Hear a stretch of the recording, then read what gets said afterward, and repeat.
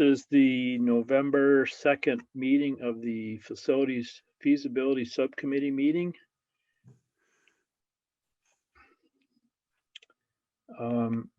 So we'll bring it to order. I have no changes to the agenda. I don't know if anybody else is proposing any.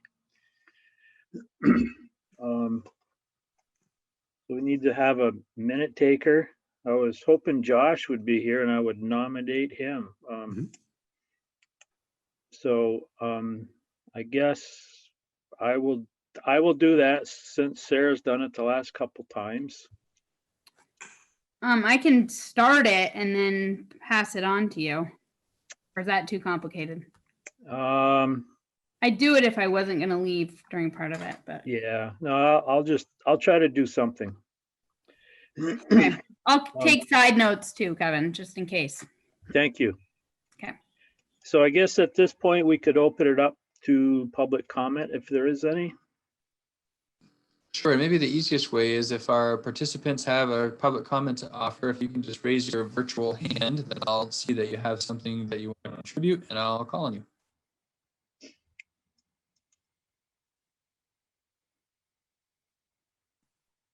All right, we have Herb with his hand up, so let me get to Herb.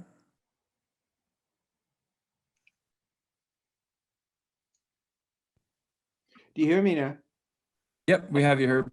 Okay, super. You know, I don't have a whole lot to offer. I think people understand where I'm coming from on this. I'm looking forward to hearing your discussion. That's a complicated topic. Thank you. Thank you.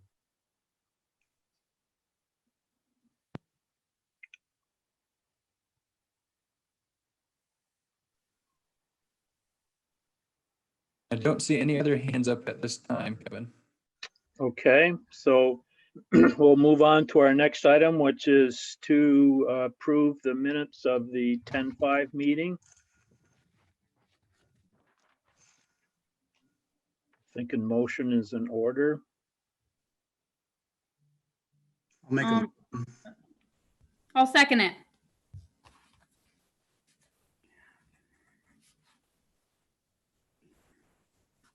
Any discussion?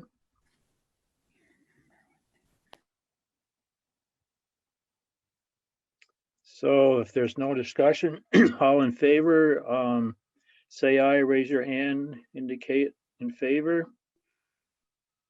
Okay, any opposed? Any abstentions? Abstentions? Okay.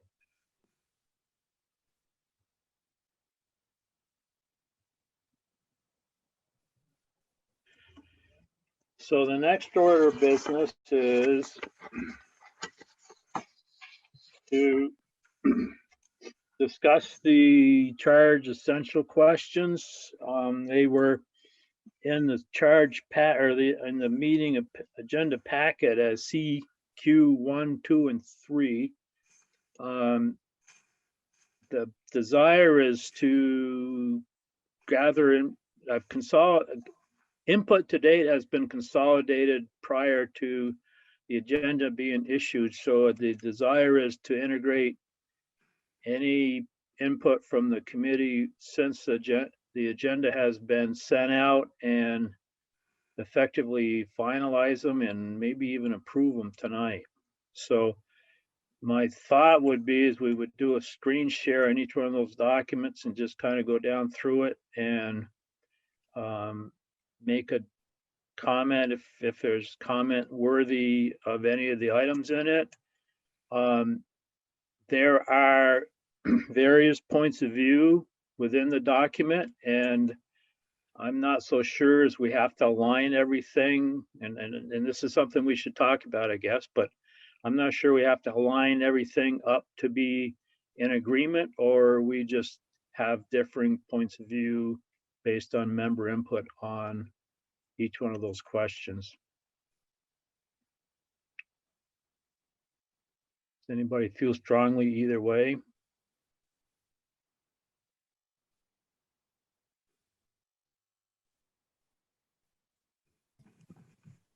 Does that mean we're in agreement? I think we with should that? just like put it all out there and It's just for advice, right? So, Yeah. Yeah. Okay. So I don't, Patrick, could we do a screen share? Or, The CQ1 document? yeah, that would be the start of it, I think.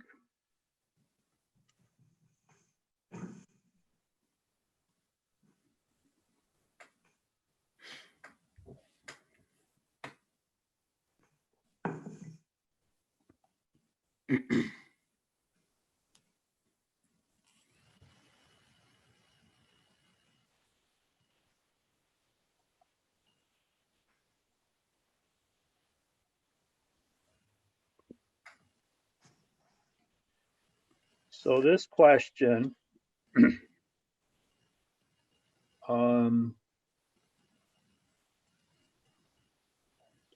this question has to do with considering the impact to students in local towns with or without an elementary school in that town. And I'm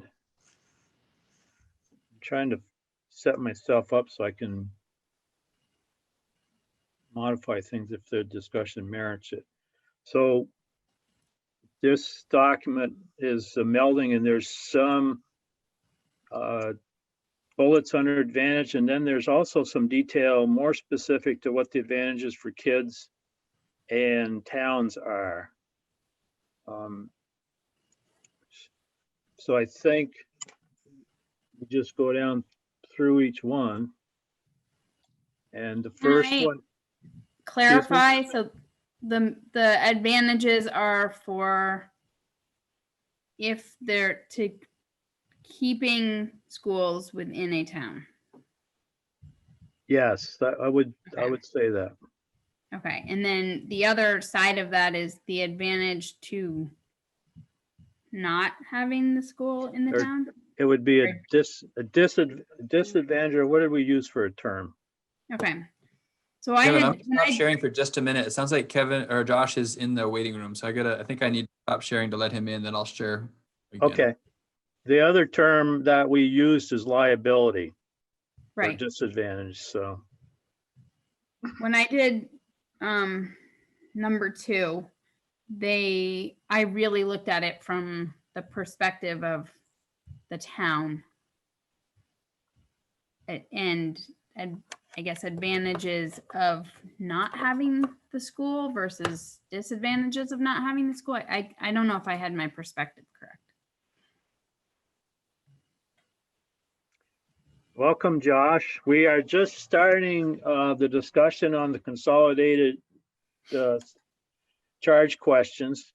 The first one would be the one that is listed as consider the impact to students in towns with or without an elementary school. And we clarified advantages are to, with this question, advantages would be to have those schools and liabilities would be to not have those schools. Thank you and apologies for being late. Thanks for being here. Would you be willing to do minutes? Is it being recorded currently? It is. If I can get my hands on that recording, then I will be happy to do those meetings. Thank you. Share the recording with you either later tonight or tomorrow morning, Josh. Excellent. Thank you. So the first bullet underneath advantages for this question is closure has limited exposure, potential impact primarily affects families with elementary school age children, leaving the majority of the town residents unaffected. Well, I wrote an email to the group already expressing my view on some of these things. I won't waste everybody's time by repeating them. I just, stand on what I said. So I guess the thing is we are doing a live editing, so if there's any changes that anybody feels strongly about. And then rankings. The other thing we talked about, Josh, just before you came on is whether all these items have to align in a certain way, or if there can be differing points of view. So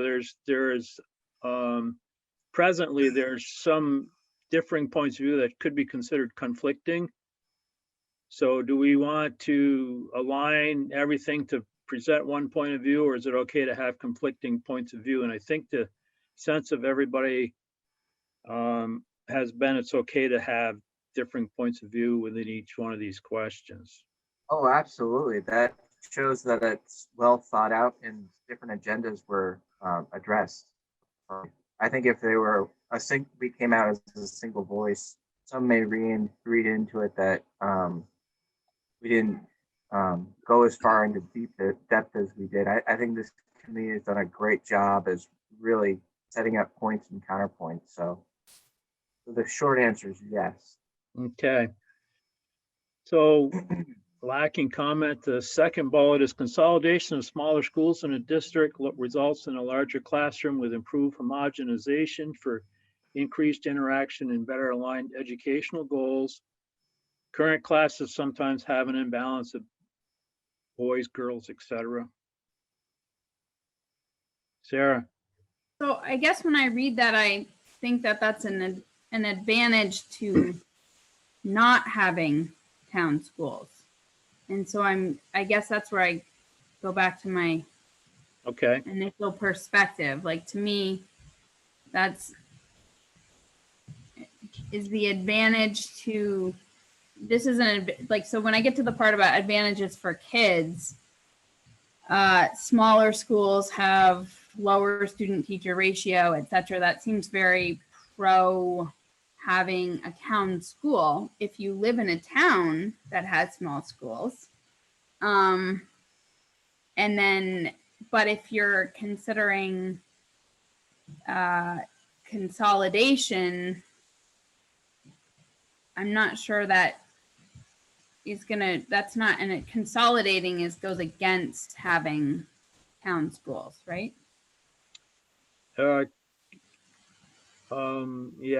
So the question is with or without an elementary school. So are you suggesting there's a more appropriate place for this? I just think there's different wording we should be using as far as that advantage sounds like an advantage to not having a small town school. Okay. So where would you propose Versus, to? I don't know. It's an impact to kids that would be positive from school closure. From the perspective of kids would be, I think, equity across the district and not in this larger classroom or improved homogenization. That sounds like it's a more aligned educational goal of consolidation versus a town school. These might be advantages for some towns. I don't think this helps four towns out of 5, right? So those are advantages for kids in a small town. I don't know that those are advantages for kids in all 5 towns. So should it move to maybe question 2 then? No, because No. question 2 is from the perspective of what a town loses from not having schools. I think we need to have different headings. I don't know if anybody has any ideas about how to offer that, but, Patrick, would you mind scrolling to the very top? So, because it says, consider the impacts to students in local towns with or without an elementary school in that town. And I looked at it like, what are the advantages? What's an advantage to kids of keeping the schools in the towns where they reside? I think we should actually take the top 2 bullets and move it out of there for the moment, and then talk about these are the advantages to kids that a bunch of this other list. Guys, feel free to object to me if you're hearing it, but I think if we started with that, because that's what it says, what are the advantages, and then but what are advantages to Right. kids if there were changes to the system, and then those would be considered advantages, I think. But those are not advantages to keeping your town school. Those are if your town school is no longer there. Okay.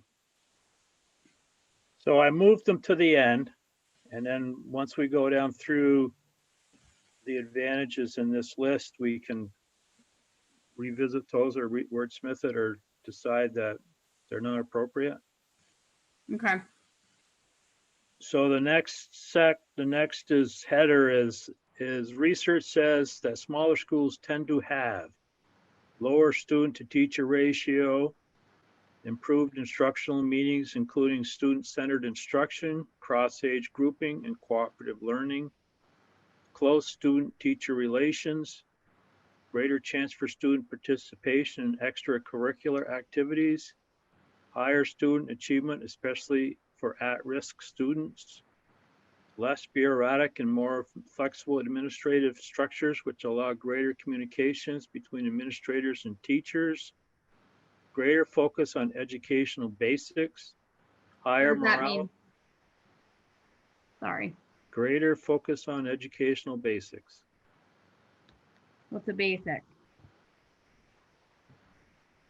I'll just guess because I'm the one who did the research. I think it means reading, writing, and arithmetic. Okay, we should probably define that then if we're gonna put it in.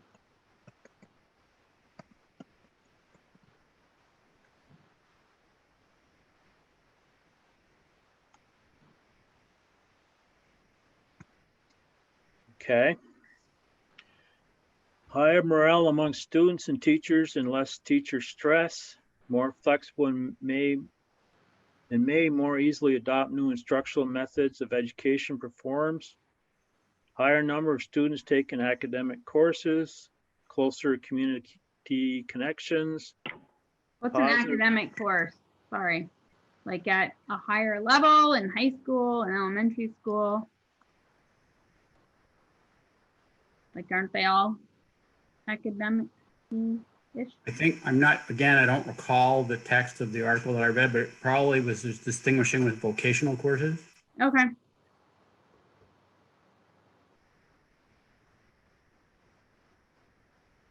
I'm not following that.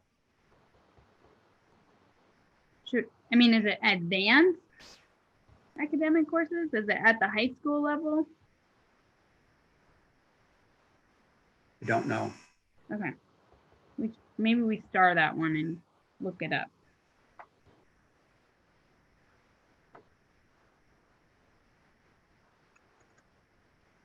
Closer community connections, positive attitude towards school, fewer social behavioral problems, greater feelings of belongingness, healthy interpersonal relations, better attendance, lower dropout rate, better self-concept, more success in college.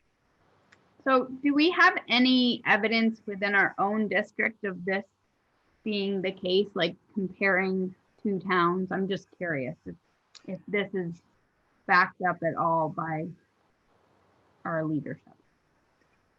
Well, I guess, Any parts of it. well, go ahead. Any thoughts by anybody? I believe a lot of it. I'm just curious if these are actually comparing like giant schools to like really little schools, or if this is really comparing, like if you could actually see the difference between Bristol and New Haven. A couple of the things that are, Some kind of performance data. sorry, Jeff, I missed that. Don't you have some kind of performance data? I don't know if it would cover these things, but just generally speaking. Yeah, we do have, we have a lot of performance data, less from last year than years prior because we didn't take as many assessments last year with COVID and everything. Yeah, and frankly, our performance data is not great. I've reported non-compliance to our ENDS monitoring report, I think the last 2 years. or 2 years prior to this year. This year's ends monitoring report was more of a means monitoring report, but yeah, our student proficiencies, when we look at some of those nationally normed assessments, are in the 40 to 60% proficient range, less for some subgroups, more for other subgroups. But generally speaking, we're in that range. So yeah, we are not getting the kinds of outcomes for kids that we're capable of, or that I think we hold ourselves to. I also think it's worth noting, I feel like we talked, might have been on our last meeting. My meetings are blending together, and it might have even been a different group that we had this conversation in, but I think we found a lot of the research that I think this is citing to be more geared towards secondary education as opposed to primary education. And I think that came through in our conversation about, vocational that you mentioned, Jeff. That would obviously only be for secondary students. And I also think we talked about what does small mean? And nationally speaking, small is different than what we've come to know in Vermont as small. I don't think, no matter what we did, if we put all of our kids in the same building, I'm still not sure we're talking about a large school on a national scale. Nationally speaking, large, I think, is probably over 1,000 or maybe even 1,500 students at the secondary level. And at the elementary level, large is, over 600 or 700 students. And I don't think nothing we're talking about is going to produce that for us in any of the scenarios, relatively speaking. Can I add on to that? That was this group, Patrick, because in the original memos that I wrote that included these bullet points, it referenced both of those things about size of schools and. Can I add on to that? I mean, even if we were drawing down from studies that talked about this discourse and the advantages and disadvantages, we would still need to peer review those studies against other studies and to get a truly unbiased opinion as to the benefits of small schools versus little schools versus medium-sized schools, et cetera. And it's almost worth more accurately comparing our school system versus an adjacent larger school system such as South Burlington. Maybe there's data that can talk to whether or not these key metrics are being met, or higher or lower. And I don't know if we're quite there with this group. So that's not to say that we should throw out these thoughts. I think this group brings a lot to the table, and I think the knowledge that we do have comes from the community and our own experiences within the education system and adjacent. So I think we trudge on with what we have and let it suss itself out. Okay. So if I also notice that some of these things pertain more to high school than grade schools, and it's there, it's fine. The ironic thing is, if you once you start talking about South Burlington or even CVU, CVU is closer, and the test scores are better. Burlington is looked at as a very highly regarded school. Interestingly enough, the student to teacher ratios are actually quite a bit higher than what we have in this district. And they're getting better performance with more dense classes. But so we had kind of starred the academic courses. Do we want to further define that, or do we just want to keep moving? Well, my opinion is if we can't define it, we should toss it out. But I don't know if we should necessarily be deleting things at this point.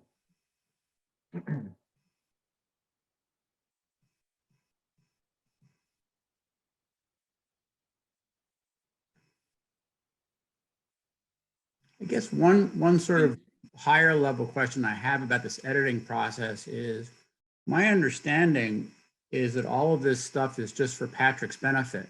So he's got these things, these documents that we prepared. He's got, for example, the email that I wrote with some thoughts, and he's got our discussions. So why does the wording really matter?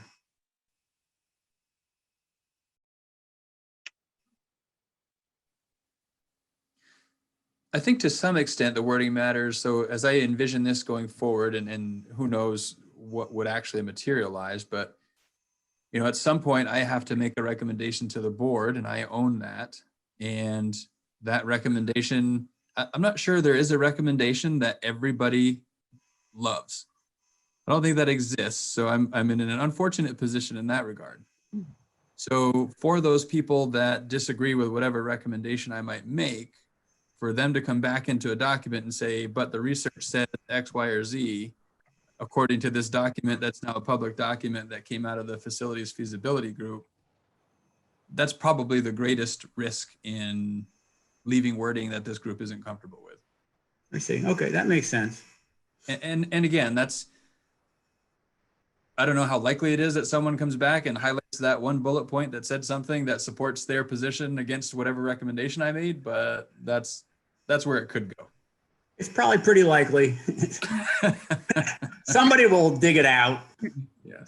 Jeff, you have all those cited in that original email though, that you sent, right? Yes. Okay. Yeah, so it's not lost for posterity. Right. So- I haven't gone in and like matched everything up and No, me either. linked it all and gone through it. So it's above here right now, but Yeah. we could do that if we wanted to Yes. clarify it. Yeah. So do we leave it alone then? Or not? I'm hearing, I think we should leave it alone, but I think a lot of it might be at the top, we need to clarify smaller, either high schools or that in some of these, if they're talking about secondary or primary education, that we should probably be more clear about that. And then, I'm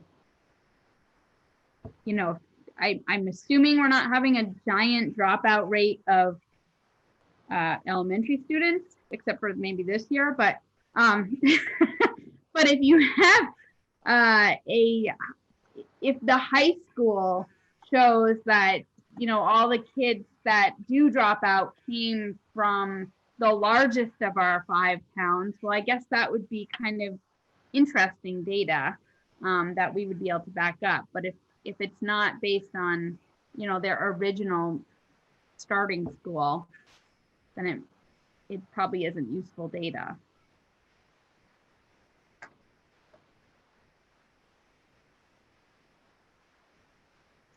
so do you want to draw out which one of these more apply to a high school level then?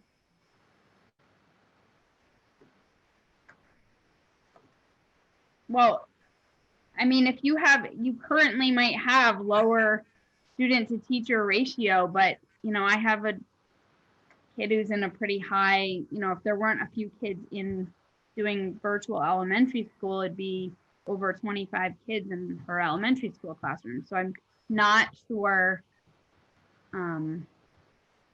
that all of this is always true in our case. I don't know.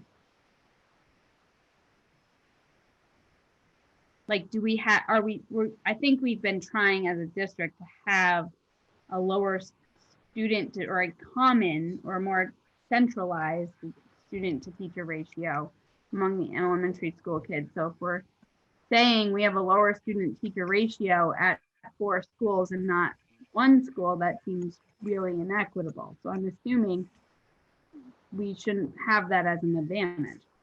If we're talking about elementary school. If you actually, while you've been talking, I just tried that on for size, and it is a higher if you just look at homeroom teachers, actual homeroom classes, and you don't take into account all professional staff, there is a higher teacher student ratio at Beaman than at Bristol. Okay. So we're saying that, so that's sort of the opposite at this point. And last year it was different. So it's hard to, I think there's been an effort to centralize it. Yeah, that's sort of in line with the ends policy, which has an objective in it now that geography, among other things, aren't a predetermining factor. Therefore, if you like the fact that you went to Lincoln or Beaman or Robinson or wherever shouldn't be a determining factor in what your outcomes are. and class size has a role in that. And so we try to keep class size within a pretty narrow range. I mean, I'm assuming that our goal is to provide equitable opportunities to whatever schools we are operating. So I just feel like we need to be careful about our language about advantages for keeping some towns, schools, because maybe they're better. Like I don't. Yeah. I don't know. I think that's a valid point. Like when we talk about what's an advantage, one could see the opposite of that as a disadvantage. And I think if you asked a classroom teacher at Bristol if they have less of a close connection to students than a classroom teacher at Beeman, they would probably say no, that they feel like their relationship is as close even though their school's bigger. Right. So some of these are, I mean, I think these are common understandings or misunderstandings. I think it depends on your perspective, but I do think this is the conventional wisdom about what small schools do. I don't disagree with that. And I think, I do think, I'm trying to remember, I think there were 3 research articles, Jeff, that this is trying to summarize. I think it was Spoke a to dozen. specific. I felt like when I was reading them that each had a secondary perspective, and I don't remember an elementary. So I think that's right. I think that's right. So for me, as I read these, I'm thinking each bullet is in reference to secondary ed, because I think that's the research that this is saying. So in some ways it might almost go better on the third question where it's really about keeping your own high school, and it's small, but here's what we get from it. La la la. Like, I don't know.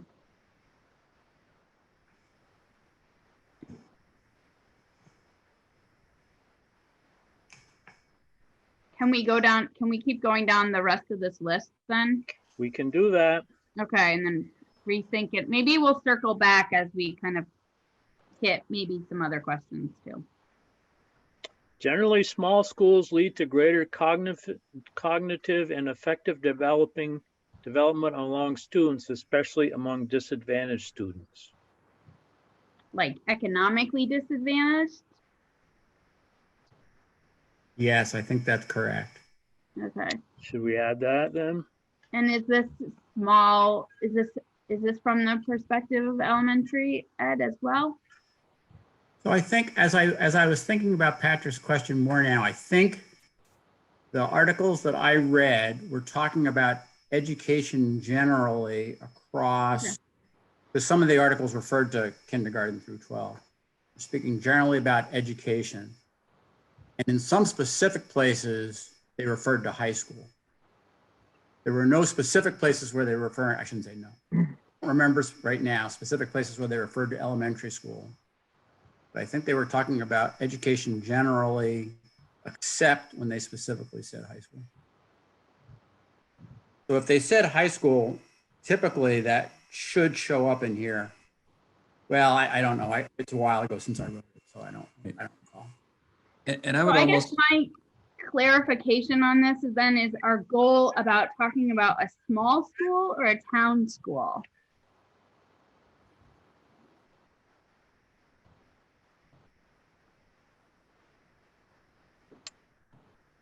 So the question, you mean?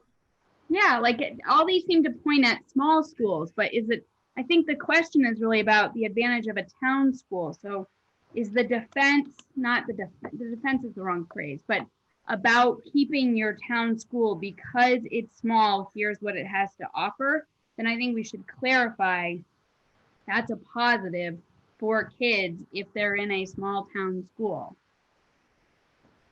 But I think we need to be, I don't know.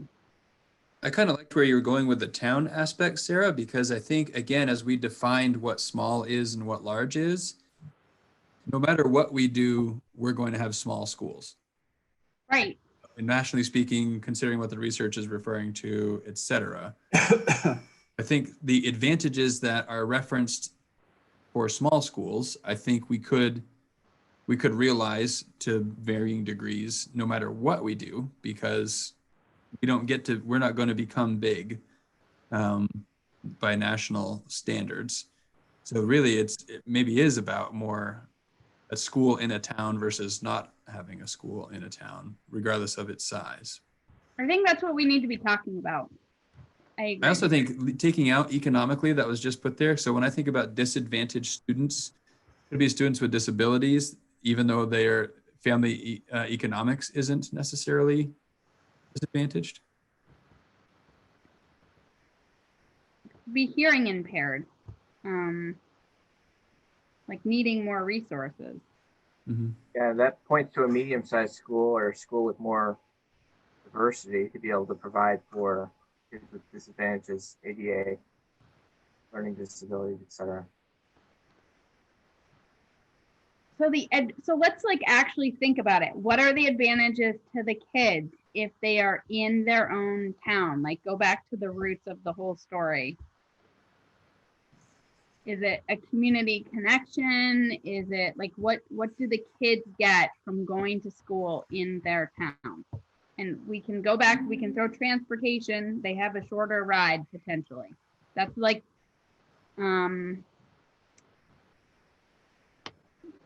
I mean, I guess there's a history, right? Or a potential culture. Well, But I don't so right, but I'm like coming up with what are the advantages if we're trying to offer equal opportunities to keeping your kids in, like why do I want my kids to, besides that they've had a great experience at Beeman, why do they have to go to a school in our town? I'm throwing that out there without any positives or negatives. What makes it better? That might be a very interesting, as Patrick said, Sarah, that might be a very interesting question just by chance. And I don't know how the essential questions came up. That wasn't the way the essential questions were phrased.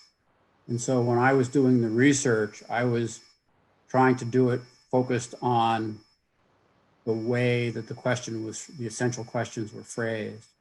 We could go back and do what you're saying, but I think that's another, assuming that there's the research out there, that's another project. I intended to only paraphrase it to make it more neutral, but they're above. What's the original question, Kevin? The top or the bottom? The original question is the top. And I tried to neutralize it a little bit. What's the advantage? It is the question. So yeah, the charge question is what are the advantages to kids and what are the advantages to a town of keeping all elementary schools in the towns where the kids reside?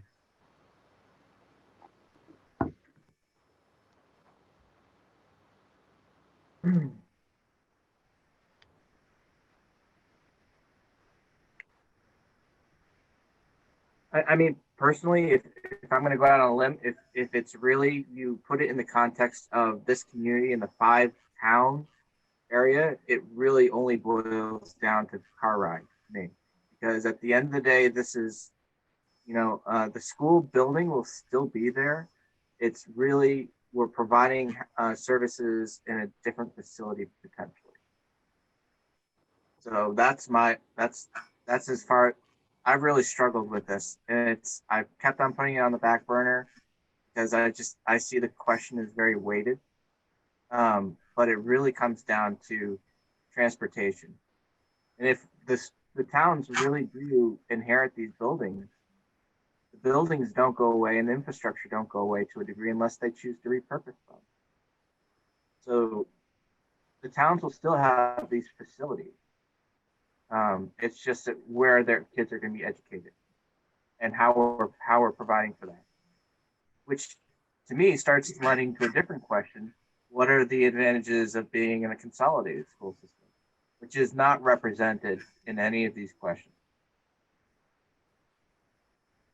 Yeah, that's where I guess I was going with my perspective back at the very beginning. Like, and I'm not opposed to keeping town schools. So I don't want to have that out there. I just want to make sure we're answering the right questions. And the disadvantages, I think, of keeping your town school are that you might not have, like the things that that were listed at the beginning. Those are advantages of consolidation. Yeah, to me, the notion of a town school has been a real stumbling block to this entire process, because we're not providing less service, we're providing more service potentially. And we are part of the 5-town area, which is, it's still part of this community. Yes, it's a little bit longer of a drive, but people have been going to Bristol to get their pizza since as long as I have lived here in the 5-town area. We go to 4th of July celebrations at Mount Abe. A lot of people go to New Haven to jump in the river. They're not going over the mountain or the lake. So I find it to be really challenging to conceive of a town school and start the conversation there. I'll make the comment that the kids in South Starksboro, their commute would actually shorten if they went to Bristol instead of Starksboro.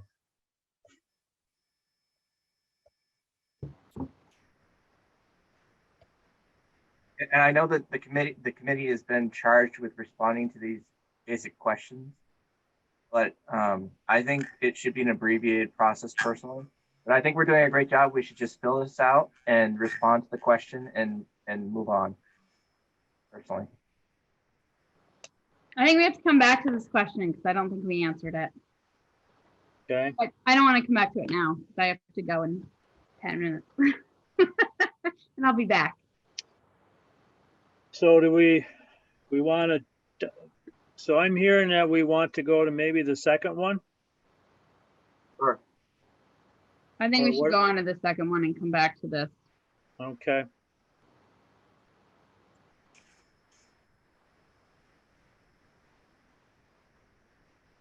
So yesterday I was really behind in my timing. So I apologize to Kevin and I will apologize to all of you, but I did actually do quite a bit of research and write more of a prose response to this. So I might have some things like we could add to our bulleted list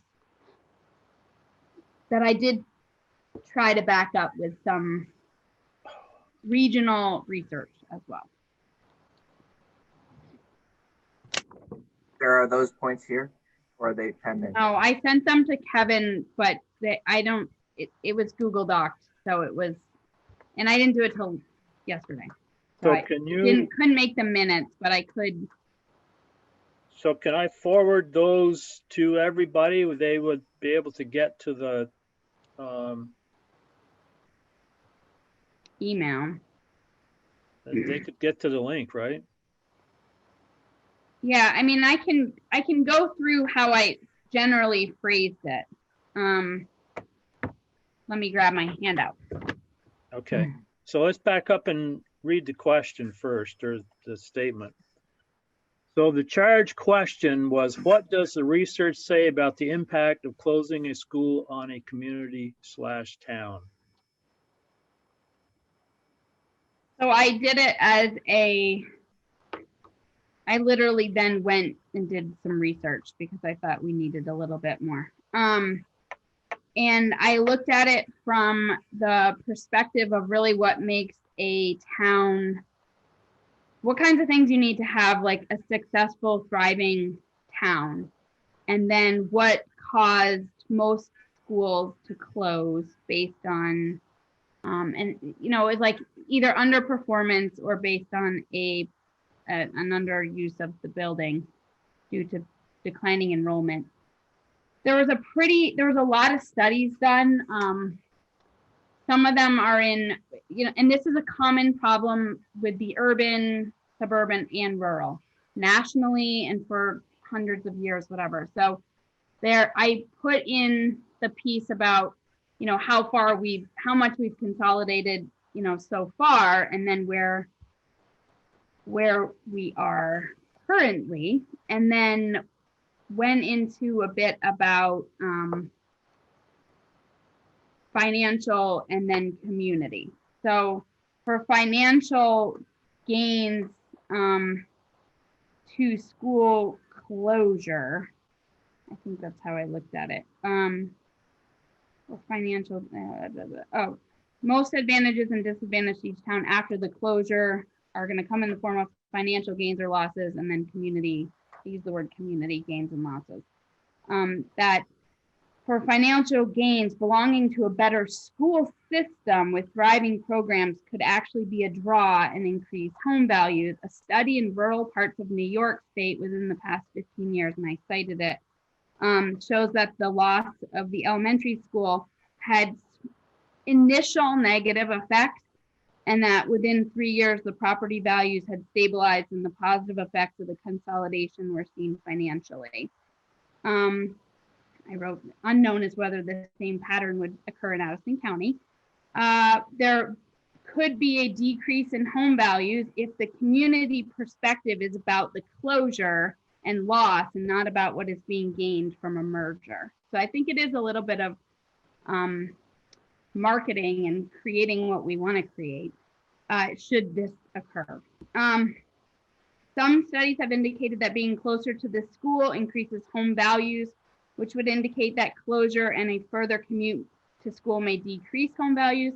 However, most of these studies were done where students had the ability to walk to school, which is essentially not existent unless you're in Bristol Village. And then financial problems could come from empty buildings and any debt burden associated with school buildings. Additionally, the argument could be made that while people are near a school, whether they work there or are dropping their children off, they could spend money in the community. In some towns, this would be a loss, would not be a loss or a gain because they currently do not have a commercial center, and 2 communities do not have a general store. And additionally, selling the buildings that the schools are in would probably be challenging for Lincoln, Starksboro, and Moncton. But they don't have to buy their schools back if they don't want to. As for community gains and losses, the town that has experienced school closure, some aspects of the definition of community may, that's the part that I think is the tricky part. What's your definition of community? Positively, a town and its members could now be invested into the larger community. So for example of this was what Patrick talked about last time, was the quiet after school feeling at elementary schools, and in contrast, it's the opposite of that at Mount Abe after school, with really a large integration of adults and students. And that once you're at Mount Abe, you have an increased identity, not just at from where your town is, but now you're part of something potentially bigger or just different. And then if you're at the heart of if the school is the heart of the community, we had talked about as a disadvantage, or that's a disadvantage. And then a disadvantage is the loss of infrastructure for emergency shelters that we talked about, a shift in bus routes. And then I don't think volunteers would shift that much. I think most people who are volunteering with kids don't do it just because they're the kids in their town, I'm assuming, but maybe I'm wrong. And then what are the vibrant aspects of our towns that we need to kind of increase to make the sense of town community not be centered around schools? So that's kind of what I put in my piece.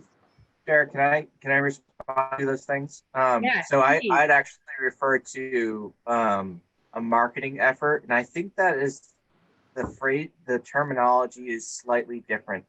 We need to, if we're going to turn this corner and really establish a magnet school or something of the similar, we need to bring on an education consultant, someone who has done this before with other school districts and is able to help the visioning process. It's not simply just putting together commercial. There's real value added to that. And it's worth saying in this venue because for everyone who's listening, there is a lot of positivity that can come out of these processes. Secondly, and I had said this earlier about the buildings still being there. Well, they may become privatized and developed. Moncton, for instance, sits right on Cedar Lake, and the property could have some good value to it. Or if it's restored, it could become some kind of other community facility like a senior housing, which is in really high demand in the area, or low income housing, which is also in demand. And that helps support people not developing green fields and tearing down woods. So there's a lot of positivity that can come from this process.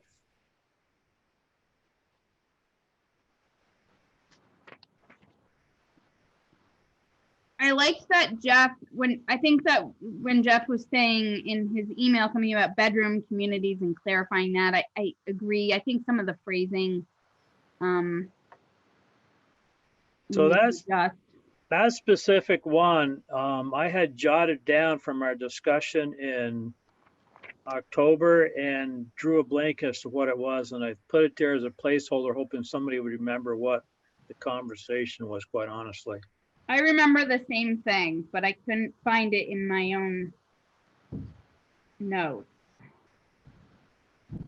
But I remember talking about it a little bit, that most people don't live,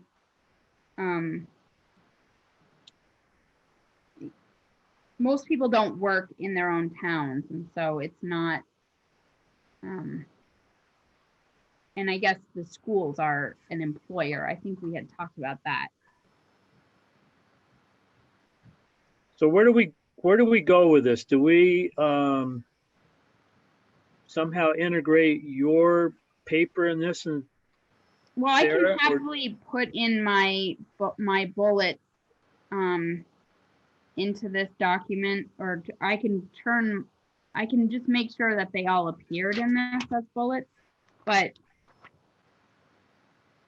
I can't do it at the moment because I need to go to a parent conference. So does it make, are you alluding that we should pull your document into this one then? Well, I like the bullets. I think I was thinking differently when I was writing it. I think a lot of what you said could be put into a bullet though, or multiple bullets really. I was hearing bullets. Makes sense. Yeah. Mm-hmm.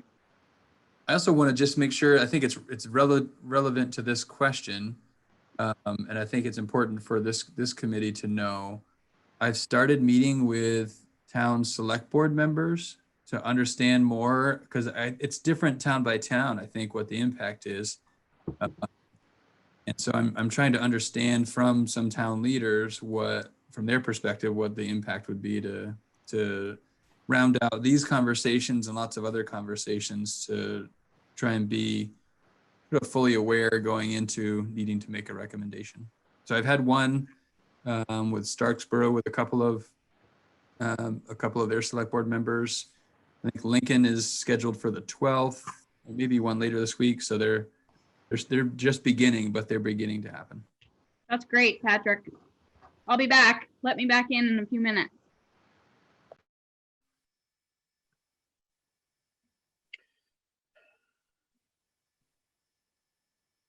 So, so we can run down through what are the bullets now, and then when Sarah gets back, we can add her bullets maybe. So underneath some advantages was all 5 towns are economically stable enough to continue with or without a local school.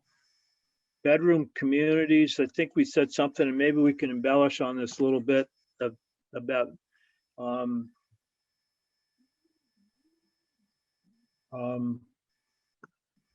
all 5 towns are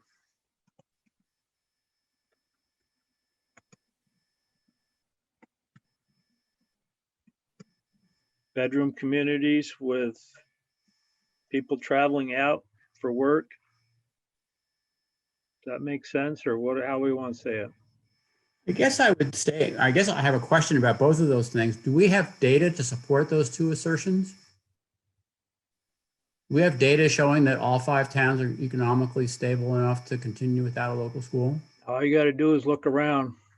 But as far as people working outside of the town, I looked at each one of the town plans today, and it's kind of hard to get correlated data. But as far as people working in the 5 towns, there's about 5,000 people that hold jobs that, and these are jobs that Bureau Labor, Vermont Labor keeps track of. So if you've got a job that you're not of the size that you're not submitting labor statistics to, are not counted. So, but there's about 5,000. Of those 5,000, as near as I can figure out, about 3,500 of them, people are driving outside of their communities to go to work. So the assertion that the school is, or the community vitality is dependent on the economics of the town or the school, are negated by the fact of, by the number of individuals that drive out of town to go to work on a daily basis. Agreed. Agreed. People are driving outside our community to go to work and come in their jobs here. So the impact is spread around. But regardless of if we close a specific school or not, the, sounds like the staffing levels may change regardless to meet goals. Can you say it again, Josh? Whether or not we close a specific facility or all the facilities or none of the facilities probably doesn't impact the fact that there'll likely be a overhead cost change, management. So if it's dependent on the jobs at the schools, this conversation of whether or not we keep a particular facility open does not matter. Yeah, I think Sorry, Josh, I still didn't follow that reasoning. I think I did, and maybe I can put a spin on it. So I think what you were saying, Josh, is unless the conclusion is that taxes go way up and we keep all the staffing going forward, that any scenario to save the money that we expect to have to save one way or another means staffing implications. So it almost doesn't matter about how many schools we operate, that there are going to be jobs impacted. That's what I thought. Is that what you meant? Trying to say it in a nice way. Okay. I know it's sensitive and it's a huge part of our community. Yep. So in other words, for example, if a school closes in Starksboro, but the same number of teachers would be employed at another elementary school, whether there's a school in Starksboro or another elementary school. Right. And the reality is, so no matter what, the driving savings comes from people, not so much operating facilities. And it's also true that the less money we put into operating facilities, the more money we have to put into employing people. So I think those are both true statements. I think that's, again, this is unless we're talking about raising however much taxes we need to raise in order to support the same level of staffing. So I think that's I think getting at Josh's point. But Jeff, what I heard you say is if you closed Starksboro and moved those students to Moncton, all the teachers from Starksboro would go to Moncton, but I'm not convinced that would necessarily be the case. Is that what I heard you say? No, not that all the teachers would go, but the same number of teachers would go to Moncton to educate the Starksboro cohort of students as if they stayed in Starksboro. So there was, I think Patrick said there would still be layoffs. The layoffs would roughly be the same, whether you do the consolidated scenario or retaining individual elementary school scenario. Right. So another way to put it is you can do 25% and just take out Starksboro, or you can do 25% and reduce all by 25%. And whether or not that's feasible is another conversation. But that's 25% of the education or educators no longer being part of the school system. And for what it's worth, we also have a district-wide seniority list. So the way it would work is if we had to have layoffs, say we had to lay off 20 teachers, it would be the least senior 20 teachers, regardless of what school they're in. So even if we closed 2 schools and that resulted in those 20 layoffs, it isn't that those teachers in those 2 schools are the ones that lose their job.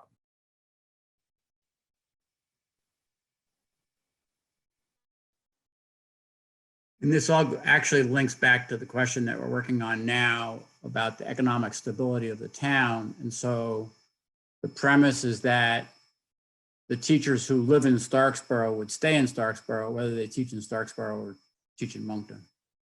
Right. So closing Starksboro, it's possible that Starksboro could close and every teacher at Starksboro keeps a job. Right. Based on seniority. Correct.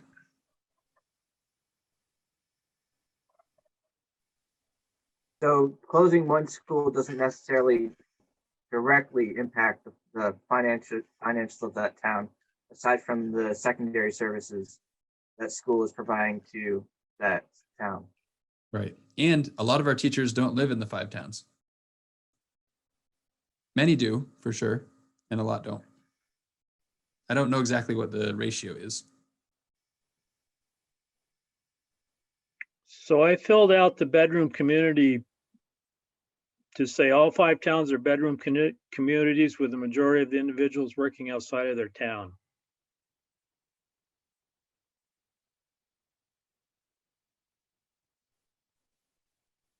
So then the next question, the next bullet is, even though frequently referred to as the glue that holds the town together, school closure has limited exposure. The potential impact primarily affects families with elementary school age students, leaving the majority of the residents unaffected.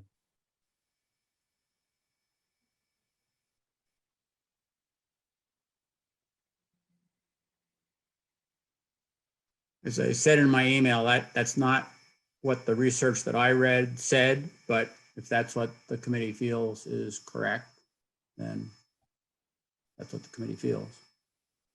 And I will say, again, I've only had one conversation, and the conversation did sort of center around the glue, schools being the glue. And important to note, I think it's fair to state that the select board members are parents of children, although one the children are not yet of school age, they're younger than school age, and the other had students at the secondary level. So they spoke to, because that's part of what I'm trying to gauge, like is unpacking this idea of the school being the glue and how many people does it impact. So I'm continuing to dive a little deeper into that with some of the town leaders in each town. Yeah, I think the statement has varying shades of gray, and we could pick it apart all evening. But I don't think we're going to get much more traction than what we have right now. So the point being, there are some people that are heavily vested, but there's also some or a lot of people in town that are not, for whatever reason. Mm-hmm. Economies of scale will usually result in lower spending per pupil. So I don't know if that's really an impact to closing the school. That's an efficiency statement. And I would also offer, if the spending per pupil is fixed, as it sort of is now with the spending threshold, economies of scale, more services for the same dollar, if it doesn't in fact change the dollar, if that makes sense. So should we say result in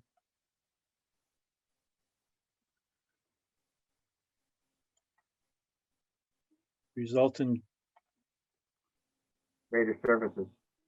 greater services? I guess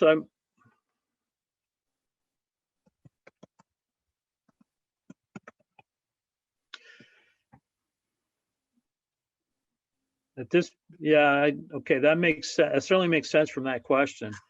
But does that impact the closing of a school though? I guess. Right, that's, so when I think economies of scale, or if we use the term efficiency, I think it is somewhat synonymous with economies of scale. That efficiency could produce lower dollars per student. Or I could also envision two scenarios where in both scenarios, we are spending at the spending threshold. And those two different scenarios, the way in which we spend the dollars at that spending level, have different impacts on what we're providing to our students. So it doesn't necessarily mean less dollars. It could be the same dollars. And the variable could be the services we provide. So efficiency, I think, is an advantage. Agreed.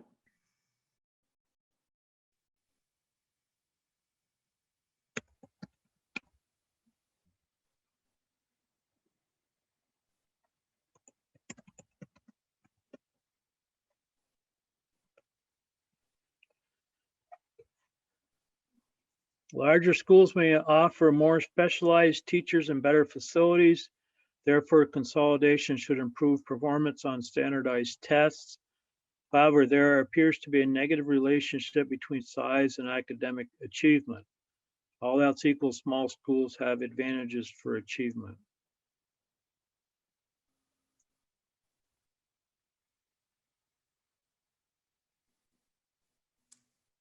Yeah, I think I wouldn't disagree with this statement under the definition of small and large that we talked about before. So if we're thinking secondary, a 1,000 student high school or a 1,500 student high school versus a 3,000 student high school, probably does have a positive effect. And likewise, a 500 or 600 student elementary school versus a 1,500 student elementary school probably has a positive effect. I think it's mitigated when we're talking about the difference between micro and small versus between small and large. Agreed.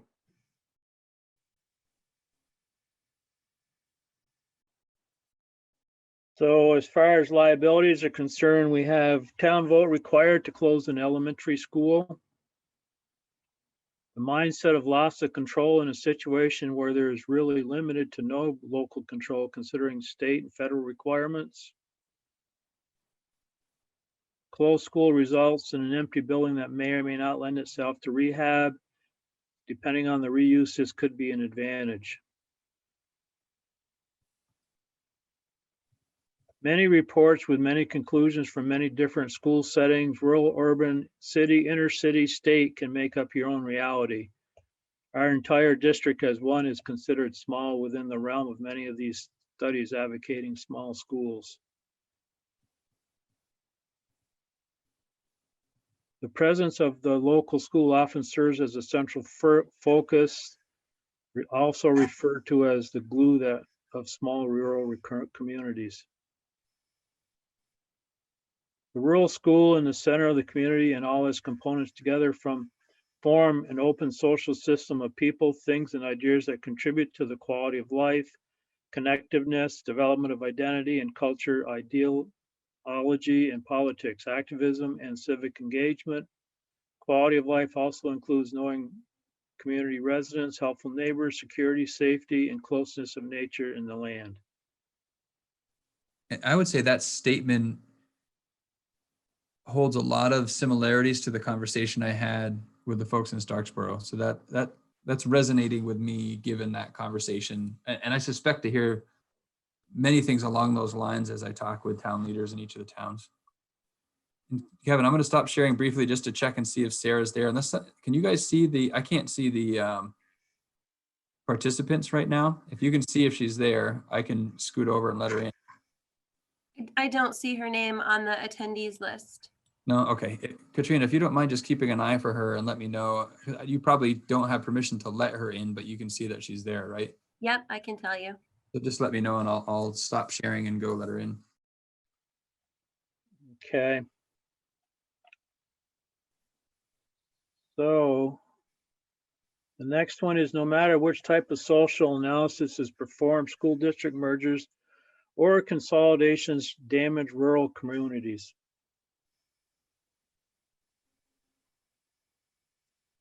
Schools interact with other components which make up community, volunteer services, organization, houses of worship, business, community centers. Kevin, I hate to do this to you. Can we back up to the previous bullet? I'd like to understand what is the perceived as being damaged, because I think we kind of touched on the economics of it and the possibilities. I would agree that we're shipping our kids further. So we're getting further disconnected from our communities potentially. But again, we're such a micro community, small community. So I'm not sure if that is a direct, not as strong as a point as maybe some others. I find this to be a very inflammatory bullet, and I just want to be careful before we let it remain in here. Because I don't think any of us intend to damage rural communities. That's why I'd like to get a little bit more comfortable with it before we let it remain. Does anybody have comment about it?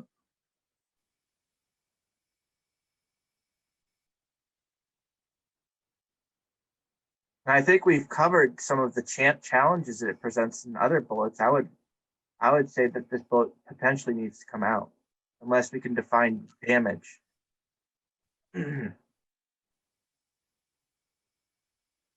Yeah, and I think that's I thank you for bringing it up, Josh. I agree it has the potential to be inflammatory. And it does sort of say that no matter what, a school closure damages the rural community. And I would say that may or may not be true, and it may disadvantage the community in one way. It could advantage it in a different way. I think we've sort of, as you said, we've highlighted some of the ways it could go, depending on the town and what happens with the building and all those other factors. So I think it's hard to be absolute, I guess. Yeah, I shy away from absolutes, especially when there's a lot of data pointing both ways.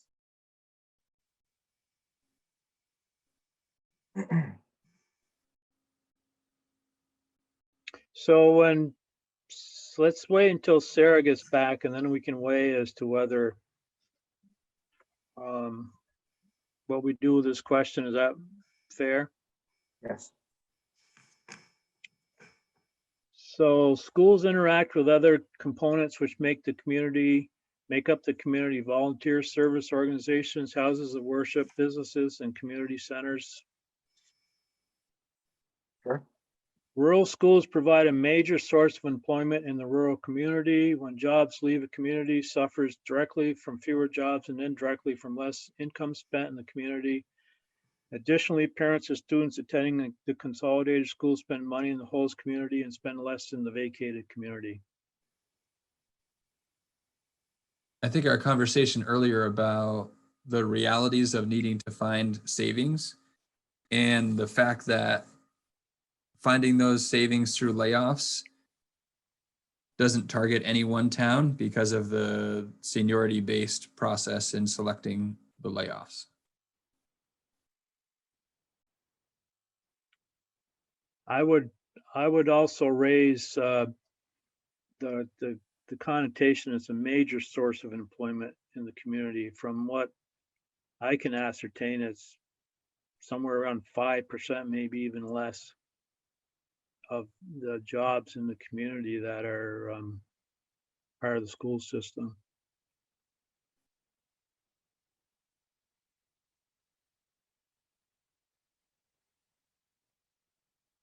I would vote to take this one out. I think we're covering this ground and other points more effectively. Kevin, you said there are about 5,000 people. As near as I could figure out, there's 5,000 worker bees in the 5 towns. So at our 325-ish employees, that's where that 5%-ish is coming out. Yeah. Maybe 6 or 7. Yeah. less than 10. Yep. And then of that 10, you would only impact a percentage of that 10% as well. Right. Moncton and Starksboro do not have general stores, so their longer will be a focal meeting point. So Starksboro has a South Starksboro General Store, so which is not in the village of Starksboro. So that's partially true. And Moncton has a brand new community center, town center library that they're constructing. So I would also say that that's partially untrue.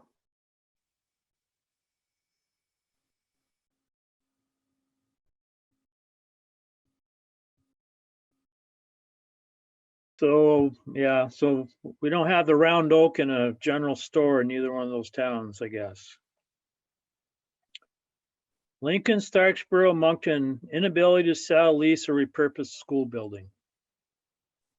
And then the next bullet is Lincoln debt on school.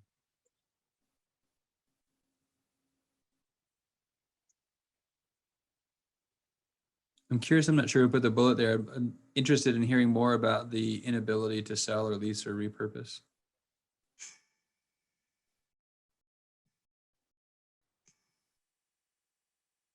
I'm not sure. I may have put the bullet there. But I can hypothesize, and I don't have any particular insight on this that anybody else doesn't have. But that the physical plant of those buildings probably is more than 100% of the entire commercial space in those towns now, maybe 200% more. In Lincoln, it's probably 300% more. So that's a lot of empty commercial space to come on the market in an area that you don't think of as a magnet for commercial activity. I mean, Josh. So, when I was working in Maine, I did a number of school repurposes. You can look it up. Nathan Clifford in Portland, Maine, was an old brick story, 3-story schoolhouse, got converted into condos, some of them at market rate. So not all conversions have to be to commercial. Some of them can be to housing. They can be to senior housing. If the town chose, it could reserve a portion of that redevelopment to be for town services.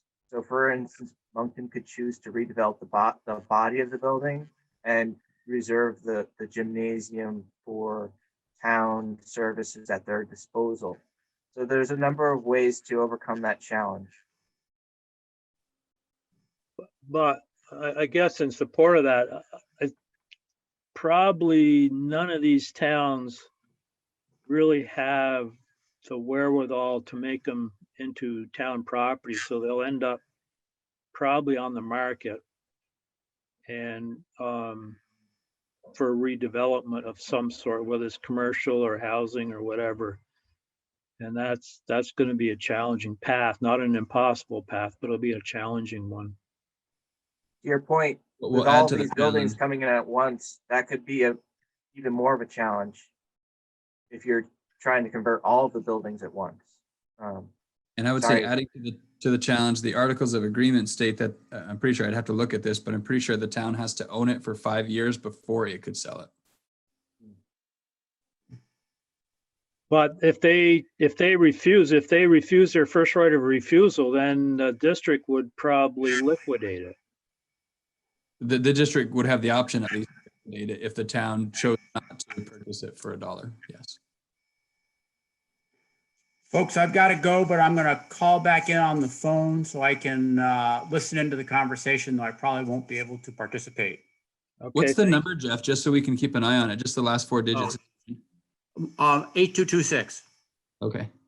So Katrina, if you can keep an eye out for Jeff's number as well and let me know. Okay, thank you, Jeff. Thanks, everybody, for a constructive evening.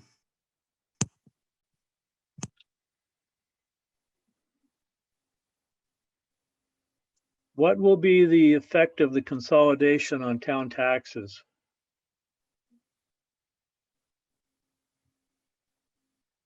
Yeah, it's a great question. We're starting to work up those numbers. I don't have them in front of me right now. I think if I recall one of the videos that went out,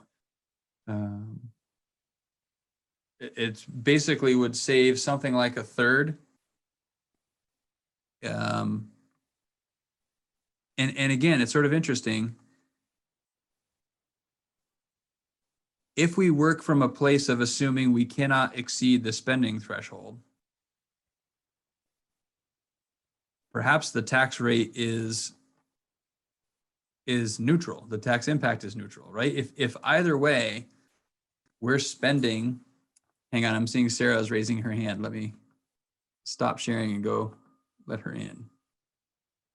Sorry, she's so quick. That's okay.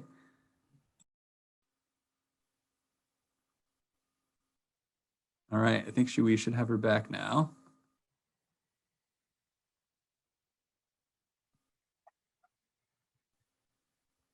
There we go. So again, if we come back to the place of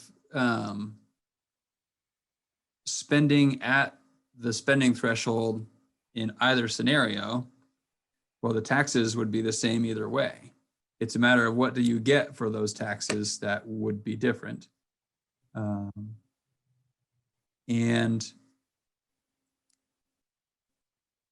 yeah, I'm trying to think of how to quantify this, Floyd. I don't know if thoughts are coming to mind for you. So we're starting to put some numbers together on one end, we're looking at, possibly in the neighborhood of $3 million of annual savings at the greatest extent of consolidation,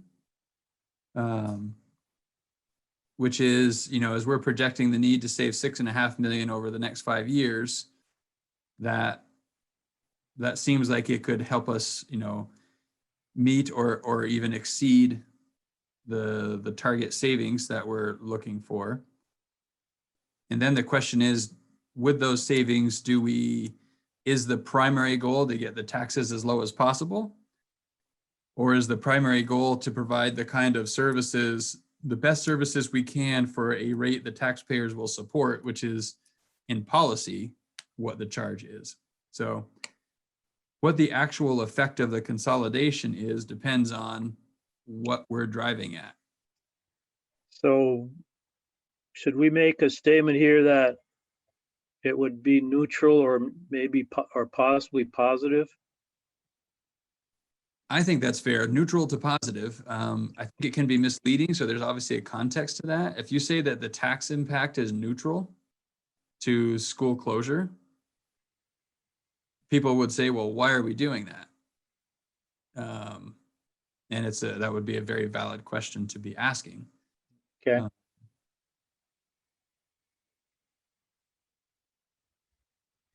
Are we still on question 2? I'm just going to clarify. Yes. Oh, goody.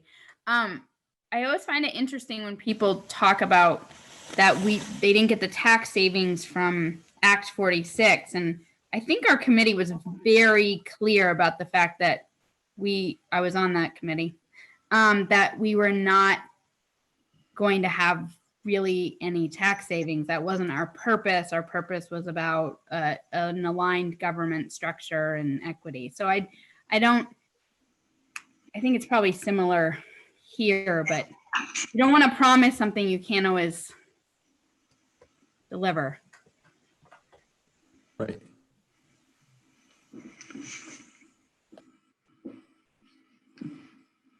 And I think, again, I think it's related to the tax rates, but it's a little, I'm getting a message that Jeff is back on. So let me stop sharing for a second and get to Jeff.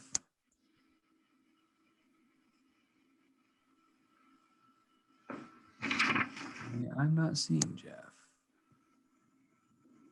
I think he disappeared. Okay. I'm failing in my job. That's all right. Let me know if he reappears. Okay. What was I going to say? Oh, right. So at a really high level for me, when I think about this, there absolutely are savings with consolidation. And then what we do with those savings, we have some choice over. The reality is, if costs are fixed, operating more buildings with fewer people in them means we're putting more of those dollars into keeping buildings open and less of those fixed dollars into the people and the supports that we're providing students. That I don't think that needs deep analysis. I think that that's a pretty strong common sense argument. If we're plowing schools and heating schools and paying for the electricity and cleaning those buildings and fixing the roof when it has an issue, et cetera, the more buildings we're doing that for, the more dollars that are going to that and the fewer dollars that are able to go to people. And I think that's really the story here that we're working with. And the idea is, so part of what we think we need to avoid, but I think we're planning to ask the question of the community, but what we think we need to avoid is a scenario where we keep the staffing exactly what it is now and just let the taxes rise as much as they need to. So yeah, the tax rate question is an interesting one because it can go a lot of different directions depending on what we're targeting. Can I jump in, Patrick? Sure. One of the thoughts that we have to hold onto as we go through this is the tax rate is driven by the equalized pupil number divided by the yield. So even if we flatten our spending, don't increase it a nickel, but our student count goes down, our per pupil spending goes up, which then drives our tax rate. So it's kind of a difficult number to just put your arm around and be accurate with a projection 5-7 years out. But the important thing to remember is what's going to drive this more than anything else is the decreasing number of students. So anything we can do to get the per pupil cost down is what's going to be impactful on taxes.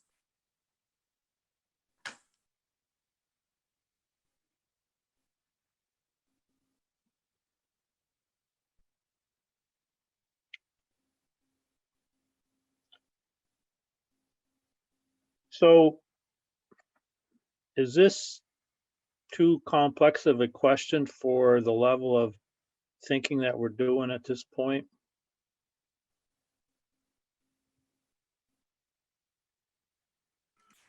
I don't think it's too complex. I think it's fraught with peril in that if there's an expectation that taxes will go down, really it's going to be a reflection of slowing the growth of tax rates far more than reducing a tax rate. I think that everybody expects that there'll be a inflation number that's relative and acceptable. It's when you're pushing 6, 7, 8% increases in your tax rates per year that is the greatest concern. And I guess it's easier to talk about the impact on the tax rate if we don't consolidate and don't reduce personnel. Right. We have some clarity on that. And from there, it gets complicated because there are many, many decisions that need to be made that will have an impact on where the tax rate ends up.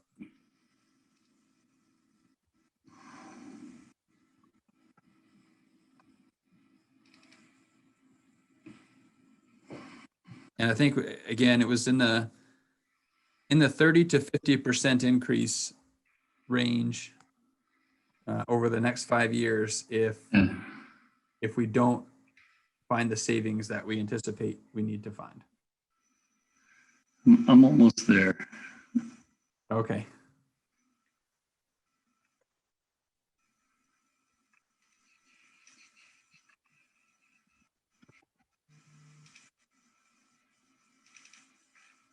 And again, that 30 to 50% is based on the roughly 1/3 of Vermonters who pay pay taxes based on their property value and not based on income. But I think it's fair to say that a substantial increase in property taxes for those who do pay that, has an impact increasing taxes for those that do pay based on income sensitivity, and likely has a trickle down effect in terms of if I'm a renter, for example, and the house I live in or the apartment I live in the building that is owned by somebody and their taxes went way up, chances are the owner of the building is not going to eat that tax increase. They're going to have to pass that on to their tenants who are renting. So there's a secondary effect and perhaps a tertiary effect to property values or taxes, property taxes going up. Projecting out at about 60% on the tax rate increase in fiscal year 30, which equates to about an 88% increase in the tax dollar amount because of the penalty issue on top of it.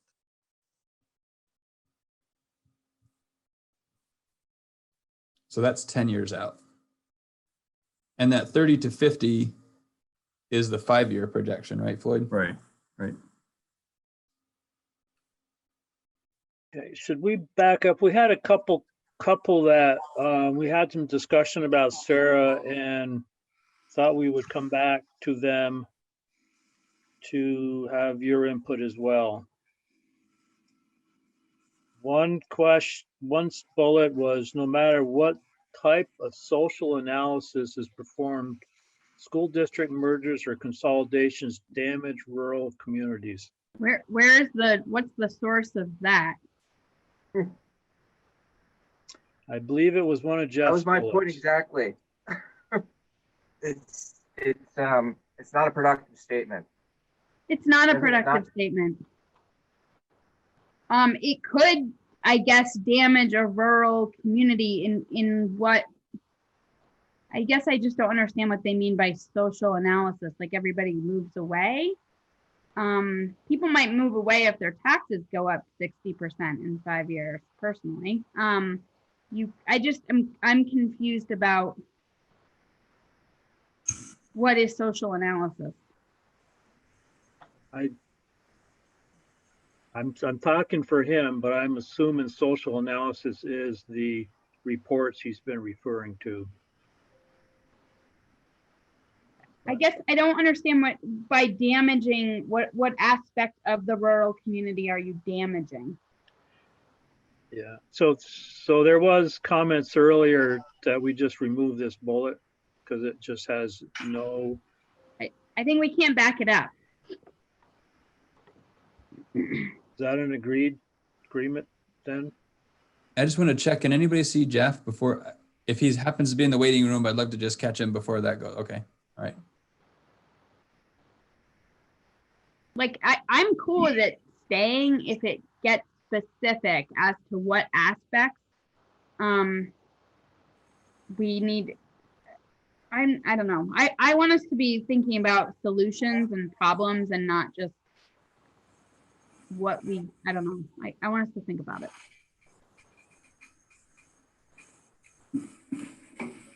So does to go or stay?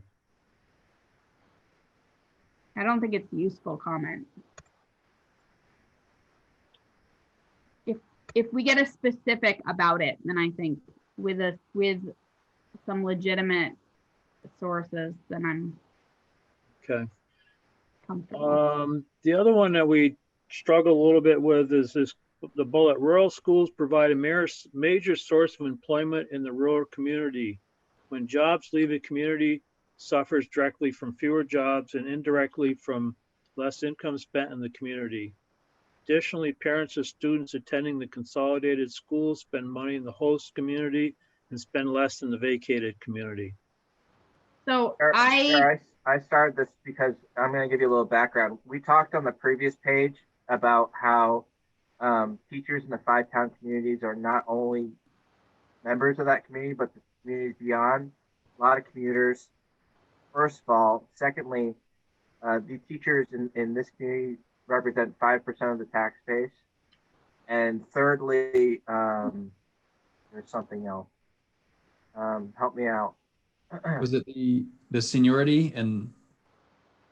Right. The seniority says that no single township would be hit alone because of seniority rules, even if that town school was closed.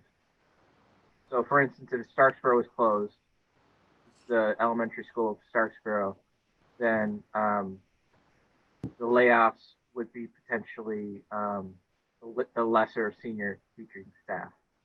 So it wouldn't be focused on Starksboro Village. Right. So even if every teacher in Starksboro lived in the town of Starksboro, it wouldn't be as though the town of Starksboro lost all of those jobs, because those many, perhaps even all of those teachers would still have a job, but in a different school and likely still reside in Starksboro. Yeah, I'm confused about how it's an employer of, the employer is still there. It's just not in the exact same spot. And in my response, I had said these were not really the leaving, spending less in your community is unlikely anyway, because there was no stores in a couple of the towns, and that wasn't, I don't think, going to affect the town positively or negatively, at least most of the towns. I think we captured the economics and under other bullets sufficiently. This only confuses the conversation. So I voted to get rid of it. I vote, I agree.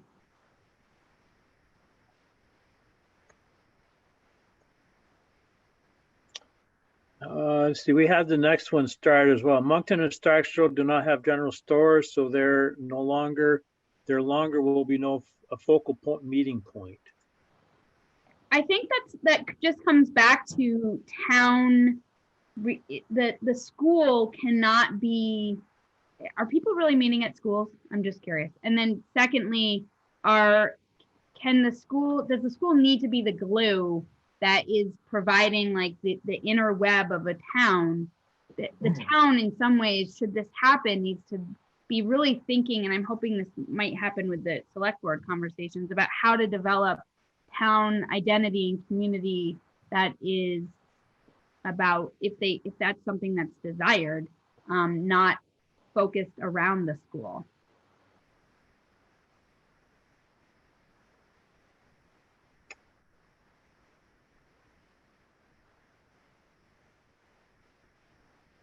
Because they all have a library, right?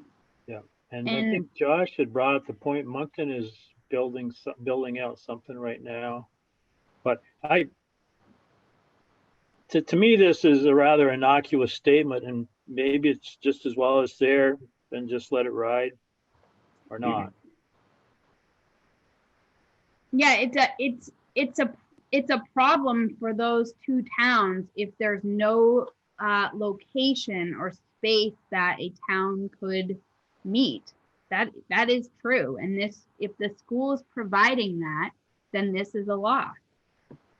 And so I think it's okay to put that in there. I don't know if it still is potentially a problem to solve, but it is, if it were answering the question about how does that impact the town, it impacts the town if that's where they're meeting. And that's part of what I'm trying to understand more as I meet with select board members. You know, if we take athletics out of the equation, because with the exception of Lincoln, none of the athletics that happen at the elementary age are run by the school. They're all run by the town. So if you take athletics out, I want to understand how the schools are the meeting places, and how do they act as that glue outside of athletics, because that effectively has nothing to do with the school system. Right. It sometimes take place at the school building, if in particular in the wintertime, using the gym space. And interestingly enough, some of the towns are already combining those activities because they don't have enough in their respective towns. Right. And now I will say, I did learn at Starksboro, outside of the school, they don't have a meeting place that everyone in the town could gather, say for a town meeting. The one other space I think is above the church, and it has accessibility challenges. So yeah, Moncton has the Federated Church And then also the new town hall they're building has a gathering space as well. In Moncton, Not right. the size of the gymnasium though. I know Starksboro has used that town school for a lot of functions, if you will, Mhm. or in the past, but And again, that's sort of where the conversation circled back to recognizing that if it wasn't operated as a school, the town could purchase the building for $1 and therefore still have the space for those meetings, right? or there are other public buildings in Starksville, and as Josh said, there's some ADA issues that maybe the money's well spent to take care of those, Mhm. But anyway, so the next bullet was larger school districts may add more mid-level administrators, eroding savings.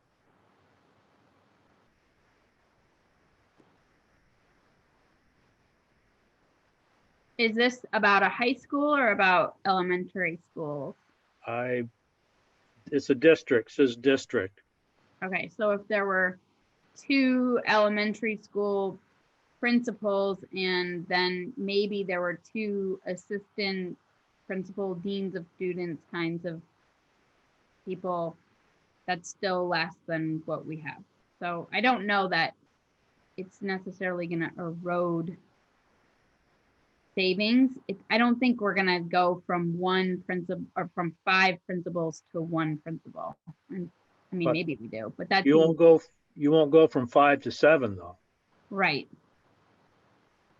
So What- I think that there's going to be savings. I think the concept of eroding, I don't think this is a useful statement either. I think we've talked about it though. You can leave it there, but I don't think it's still gonna be savings. Piece. But I guess the thing that bothers me a little bit about it is it infers that you'll end up with more administration after a consolidation. Yeah, I don't. Do we know that this is even correct? Yeah, that Hooray. couldn't happen like that. No way.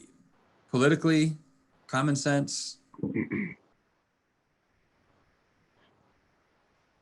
What do we do with it? Delete. Agreed.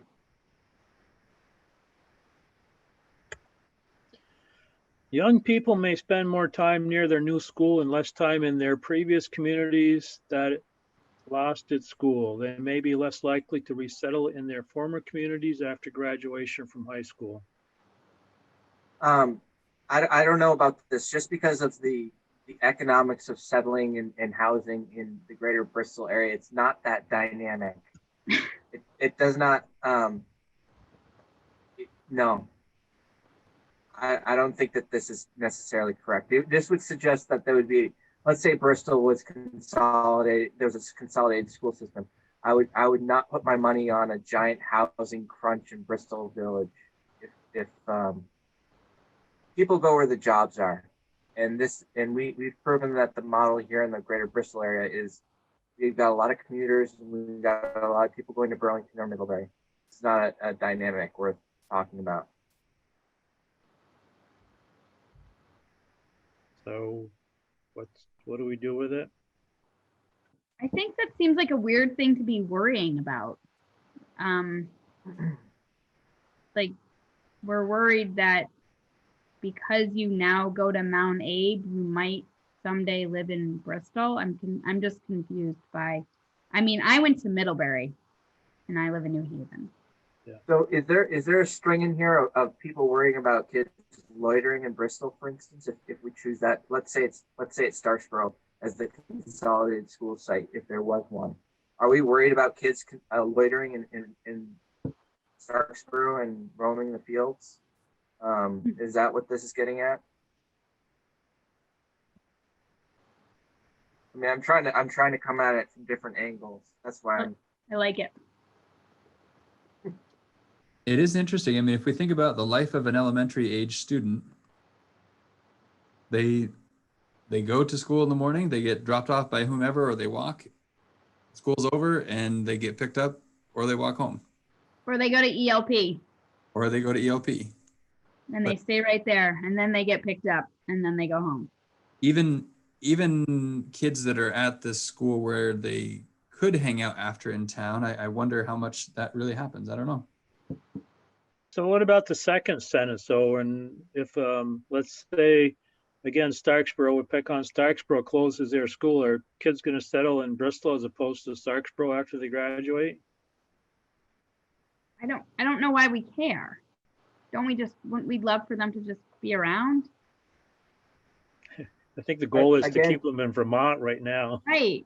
I think Kevin, the dynamics, little too- the economics, even if it was that, the dynamics of the economics are people either developing a piece of land, moving into a house that was previously vacated. It's just, it doesn't point at people at mass migration moving from one end of the community to the other.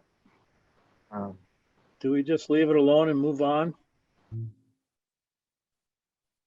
Also worth noting the zoning regulations in certain towns prohibit a lot of development. So the options to grow or have kids move back are impacted to some extent by what's allowed in the town. Right. Yeah, I don't think I don't think it's a anyone productive statement. I think we should get rid of it. I think we Not should informed. delete it. delete it. Mm-hmm. Points for thinking out of the box, though. Yeah. If the community also has a local library, it may experience less use because the children will use the new school library and the library in their new town. I think it's the opposite. I think that you're going to have more town engagement with that library program. That could be more, town building than, I don't know. I wonder how much time school age students spend in the town library, given they have access to the school library. My kids used to like to go to the town library anyway, because it was different and Deborah was there and it's just, it's a home. Yeah, there's a whole conversation about how people are using libraries now, and it's very similar to the differences of how people are getting educated now. People are using libraries for impromptu birthday parties. They're using them to just go hang out. When I was living in North Carolina, you go to a library to get your movies to rent for the evening. It's all sorts of stuff, and I don't see them correlating, honestly. No, the library is an asset to the towns. I mean, that's why we Yes. have them in towns, and it is can be a community builder. Agreed. I don't think it's gonna be. I mean, like the New Haven Library is next door to the Beaman Library, and I think my kids had books from both places during COVID. Now they haven't been back in the library. We'd move on or we'd change it. I think it's I'd not- like to only keep things that are factually accurate, but if you guys think this is worth keeping and we should just move on, then that's fine too. I think it's a weird thought, so I think we should delete it. But maybe I'm wrong about this. Children give up family time because they spend more time on the school bus. I think we just say they could potentially have more time on the school bus. It depends on how we consolidate too. Mm-hmm. If we consolidate our new elementary school to a big shiny building in Virgins, then yes. If we have a couple consolidated sites, potentially no. I think the use of family time is a little weird, but I personally think it's just Well, they're not giving up one thing. They're actually just spending more time on the bus, potentially. I think we should say children could potentially spend more time on the school bus, period. And I don't know important if is that a community factor though? That's the part. It's about the towns. What's the town? What does this do to the town? Nothing. That would go in the other one that we question. This doesn't fit here. so where should this go? Question one. I think we actually touched on it in question one. That's our answer to question one. Yeah. I think it was acknowledged there that kids could spend more time on the bus. Yep. So let's delete it here. Important just to emphasize the could. It's Yep. a certainty, but it could happen. Yeah, Yeah, that okay, doesn't so- affect your community if kids are on a bus. That affects kids. Which also addresses the next bullet, which should go as well. Go to question Correct. I Children completely will lo- agree with the sentiment, but it doesn't belong here. 1.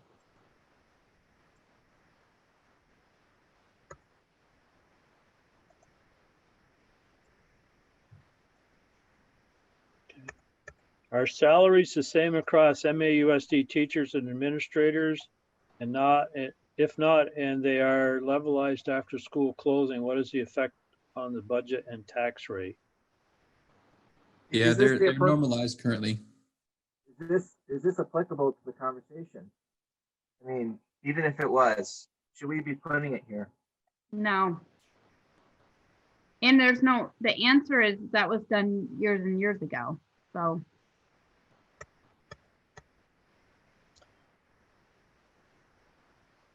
And There is a even the- ripple, sorry. there is a ripple effect on a rural community's human capital when a school closes. Other services may close. Post office, fire department, and collateral services of sport may dry up. In Lincoln, for example, Friends of Lincoln Community School volunteer assistant extracurricular involvement by teachers. I don't have any way of knowing what the source of this would be. I'm having a hard time picturing New Haven's post office or fire department ever closing.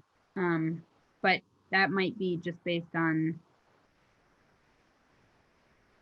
I don't know. Well, in the case of Lincoln, they don't have a post office. All their mail comes through Bristol. Oh, And I'm trying to understand the relationship between the school and the fire department. So if we use New Haven as an example still, if Beaman wasn't an elementary school, New Haven doesn't need a fire department any less, and the school doesn't help fund the fire department. I wonder if this is an indirect relationship to potential decreased population in New Haven. yep. I would imagine that's how it's being perceived here. I'm confused about the volunteer part. I have a hard time that people will only volunteer if they're volunteering in their own town. And extracurricular involvement by teachers that's just teacher engagement with their school community and the kids. And I don't imagine that you're just in a different community. I mean, I've worked at different schools before, and my reason for not coaching sports right now is because I'm trying to be engaged with my own small humans that I live with, but it has nothing to do with me working at a different school. I would imagine it's the same now as it was when our girls were growing up. Patty volunteered for the girls, so there was a connection between the student and the volunteer. I do wonder about that. And so Friends of Lincoln Community School is an example, and there are Friends ofs in other places as well. Does that dry up, or does the support shift to Friends of whatever school where Lincoln kids are going to be, or whomever? And again, I think we've talked some about it here, this notion of redefining community from a town to our 5 towns. And I can't see people on Friends of Lincoln or Friends of Moncton or any of these support groups saying, we're not interested in supporting the Moncton kids that the Lincoln kids are going to school with. We only want to support Lincoln. That's where a group of students happens to congregate, and that's where they're focusing their energies. they're about helping kids. I don't know. Curious about that. So I think the examples I think should disappear. The post office and fire department. Yeah. And I don't know then, if this is about elementary schools or if this is secondary, because again, I am trying to picture, I've been pretty involved with youth sports for a while. I've been a little out of the loop the last year or two, but I don't picture a lot of classroom teachers as coaches at the elementary level No. or employees of MAUSD at all. It's a lot of parents who have jobs outside of our school system. Different when you get to the secondary level. Accounting for those parents who volunteer in Starksboro, who live in Starksboro, who are no longer incentivized to volunteer because their kids are being shipped to Bristol, for instance. I find that crazy because most people who are coaches of like a kid's youth team, it's because that their kid is interested in participating in that, and that team needs a coach. And you go wherever, I mean, we're from New Haven, and from the beginning we had to go and merge with Bristol to get a girls basketball team, and it never even crossed our mind. The kids just wanted to play basketball. I've been coaching Mavlax, Mount Aber-Juns lacrosse youth for a few years, and that it's the same thing. It's the goal to have a sports team. I didn't need it to be in New Haven. so instead of saying collateral sources may dry up, may undergo change, would that make more sense to say that? Yeah.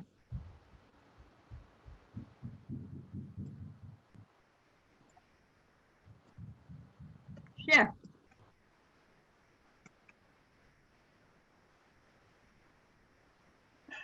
I also want to just do a Jeff check. Is he waiting in the waiting room?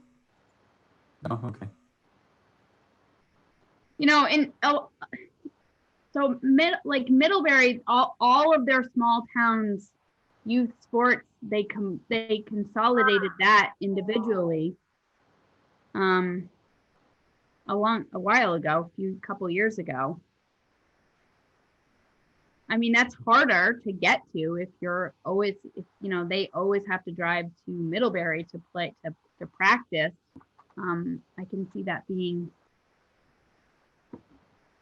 challenging, but it was about, and they've then organized it into several teams. It's been organized differently, but that has nothing to do with the school system. It has to do with the towns deciding to merge and have one recreation department.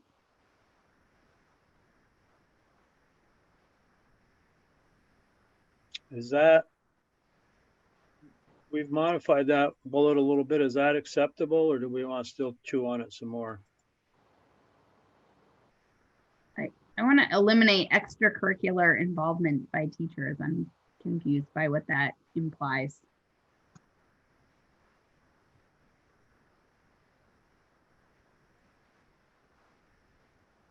Okay, school closing savings may not reduce total costs, but simply redistribute them.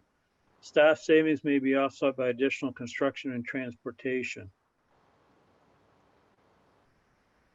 True. So is this about a tax rate thing, or is this about, like, just to make sure we're answering the right question?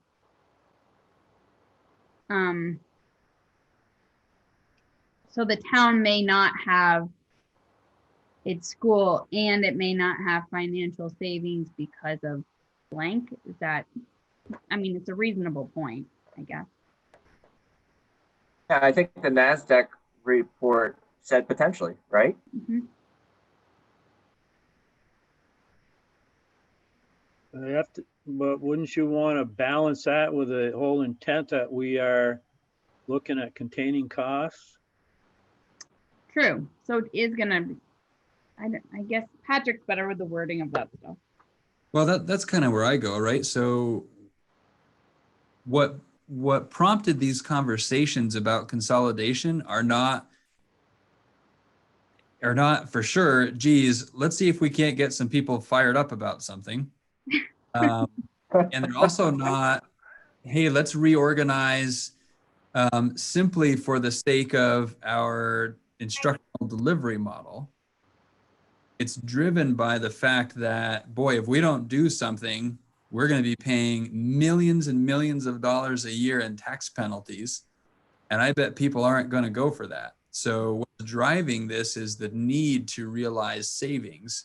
And we're trying to find savings in a way that maintains what's important to towns and provides the kind of services to students that we want to be providing. So I can't see a path forward where it would be wise to choose the scenario that saves us the least and costs us the most in the upfit process. Because it isn't that we're lacking space. I think there are viable options that don't require large additions to make them happen. And in talking with NASDAQ, what they said was, we had to, for each of those examples, we had to include the potential that there's construction cost, because in every scenario you could choose to keep schools that are too small and have to put big additions on. And for each scenario, you could choose to use schools that are big enough to house the kids that you have, right? So again, if we think about the reality, Bristol Elementary and Mount Abe can hold all of our students that we have today, and our enrollment's going down. So why we would choose an option that requires big, expensive additions and construction projects would be beyond me. Well, to reiterate on that, I've been thinking about that, Patrick. Like, what is it, NASDAQ?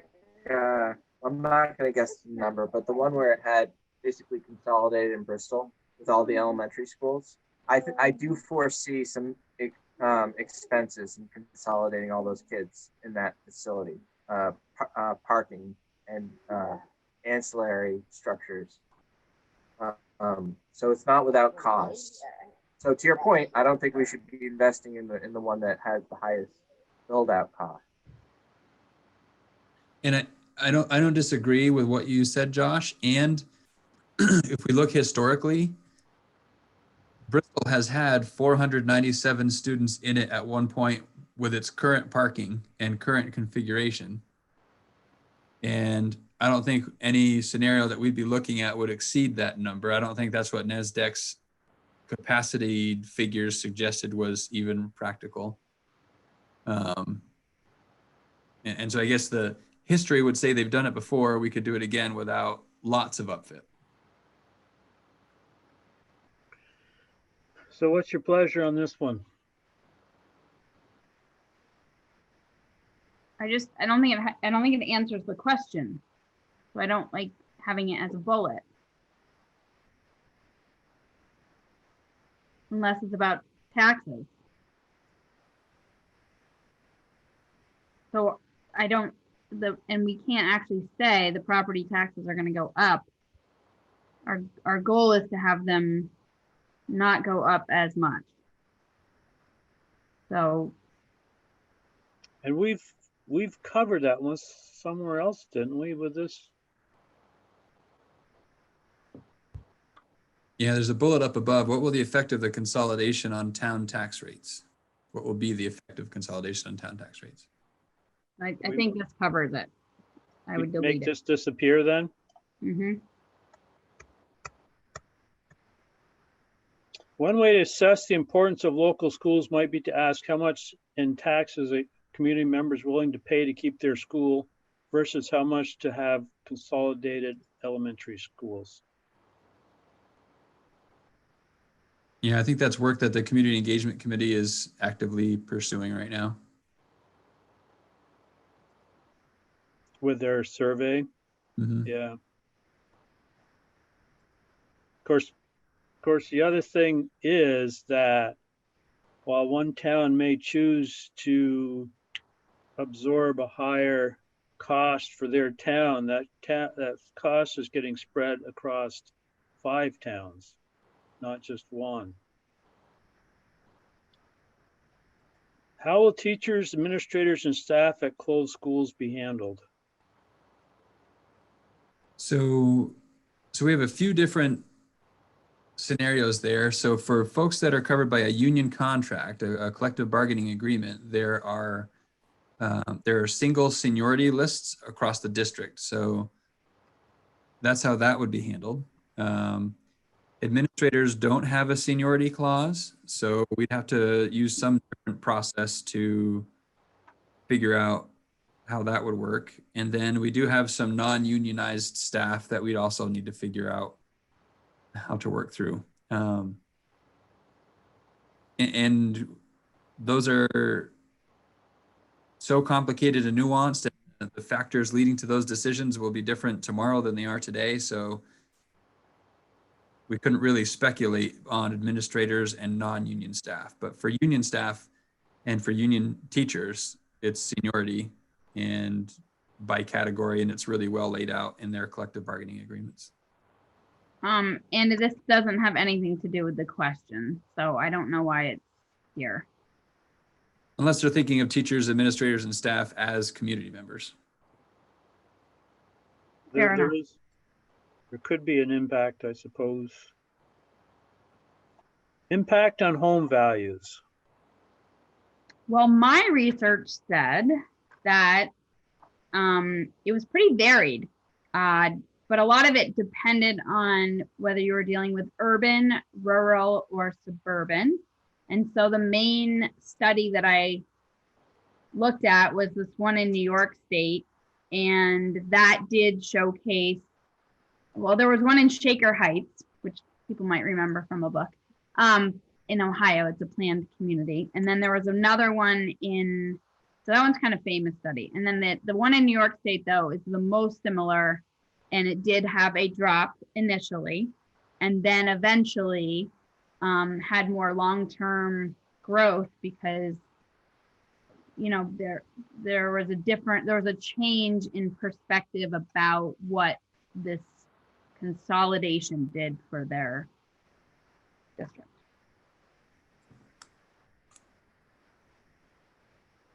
That's consistent with what I was researching. And if this is perceived as a loss of value among the community, and that's why I think really setting a target for this change, it is a greater education value for the dollars spent. On a micro level, you will see changes in home values. Probably you'll see values around the schools probably increase slightly. You'll still see a lot of people who are okay with driving that 20 or 30 minutes to their school, which is very similar to what they're doing today for some communities and some houses. And then you'll see the houses on the fringes of the community who have the extra long commutes, the 35s, who will be seen as, and this is assuming the most consolidated scenario. You'll see you'll see a shifting of value. And I'm curious, Josh and Sarah, as you did your reading, when I think about the impact on home values, part of what I wonder is sort of what the impact the reputation of the school or school district has. Because when I think about, so the savings that we're looking at, we're projecting we would need to find those savings in personnel alone without other savings. We're looking at needing to reduce by about 66 positions, and that's on top of the 36 or so that we've reduced in the last 5 years. So that gives us a 10-year window of 100 positions that we've reduced. So that gets me thinking about what impact does that kind of reduction in positions have on the kinds of programs and supports that we offer our students. And if they're spread out around all of the schools, how does that begin to over time impact the perspectives people develop of the school or the reputation the schools have? And does having a school, even if it ends up not being a really supportive school, outweigh not having a school, but having kids go to a place that has the support? So I'm so glad you said that, Patrick. And that's consistent with where my mindset has been going the last month and a half. It's more about the value that you provide. And I've been thinking more about magnet school. I've been thinking that, you know, if we change this into, instead of 5 disparate schools that are just meeting the bar in terms of the performance and the dollars about available, versus creating something that has a positive feedback loop, or like a city of South Burlington, you could realize much higher property values all across the board. The boats would all, the tide would rise and all the boats would rise.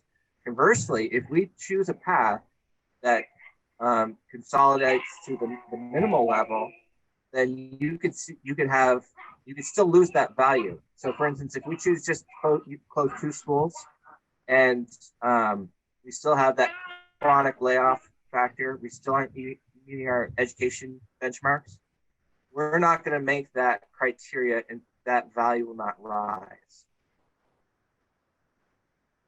I've always believed that when we were trying to decide where to live, it was not based on, and I have loved Beeman, but was not based on that we needed to go to Beeman Elementary School. It was, I mean, we were looking for a balance of property taxes, like where we lived in our commute, and a good school system. And I have to say, my initial feeling was fear of, mostly due to the high school. And I have switched that over time. I have become very optimistic. But I do think that the point that when people move somewhere, they are moving to get into a good school system, I'm assuming, and that all of our schools are part of this system.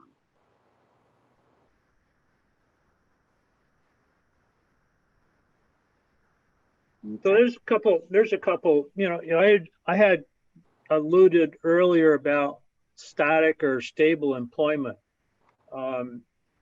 And the volatility that jobs or lack of jobs will have from the school system on the overall employment rates of the community are not significant, that it would adversely affect that. And I sort of understand, like, if you're in Starksboro on the Heinsberg line and you've got to go to New Haven or something for your kids' events, it might be a turnoff. But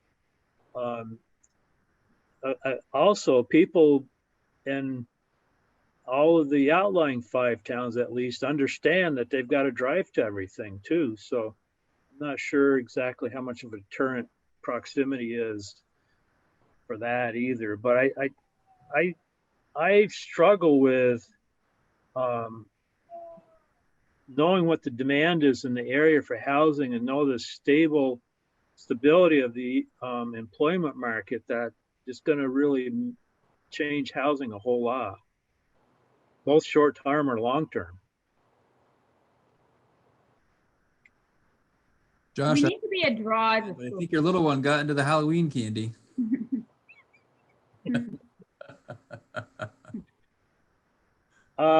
Next one's reduction of emergency shelters.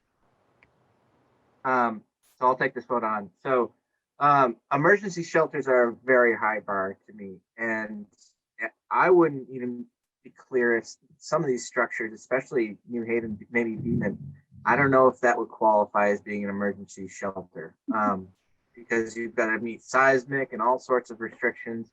Are all these buildings sprinklered? I don't know. So there's another big challenge. So this is tough. I think that if you want a legitimate emergency shelter, you're only looking at Mount Abe. That's where you're going to send someone if FEMA's rolling into town. So unless we're talking about closing Mount Abe, then no. So there are different levels of emergencies too. You could have a power outage or something like that in a localized town as opposed to some sort of terrorist activity that's wiped out half of the 5-town area, or whatever. So, I mean, your point's well taken. depending And on how, we've got our fire departments in each of our towns too. So we've got that scale of emergency kind of covered.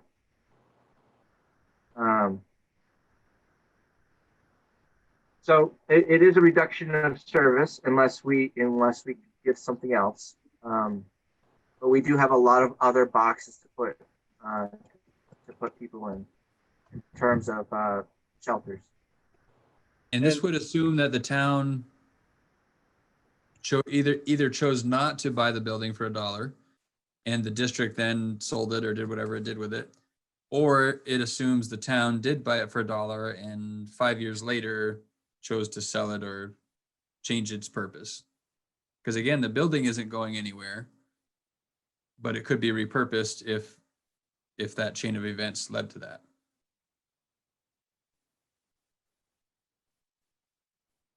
so I did add, dependent on reuse. Is that okay for that question?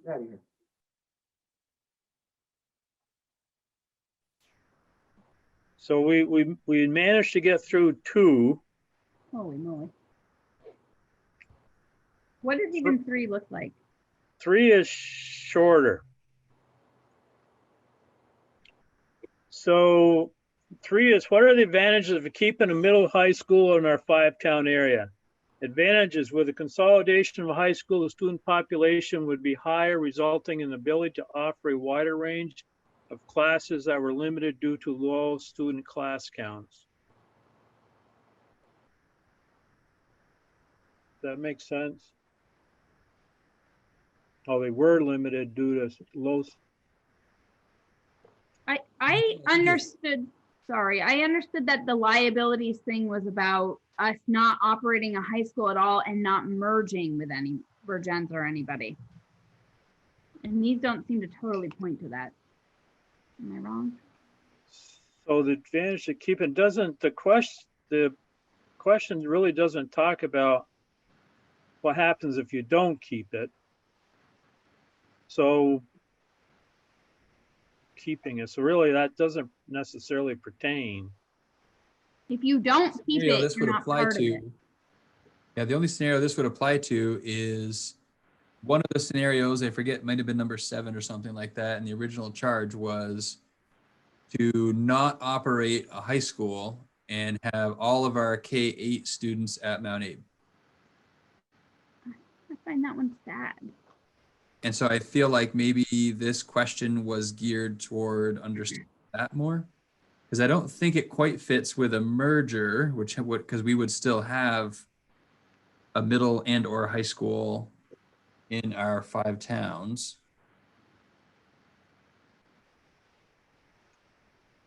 Yeah.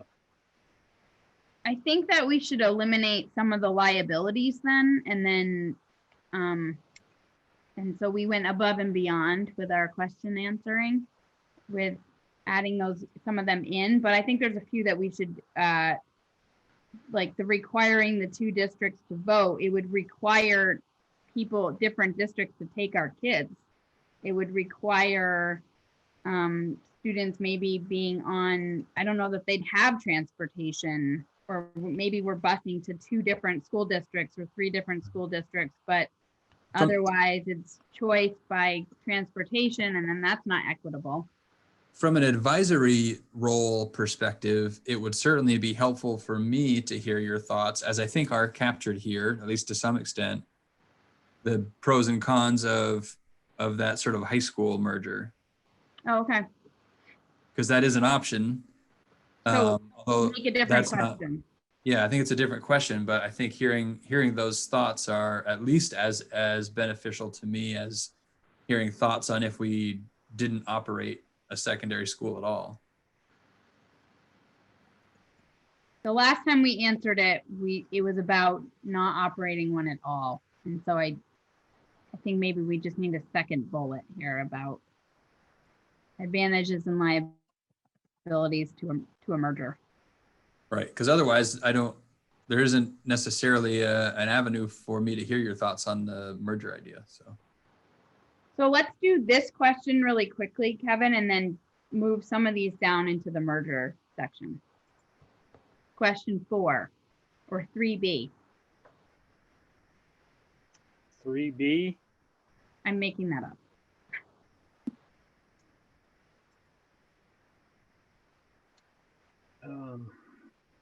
So the consolidation of a high school, the student population would be higher. That would go under the merger question. An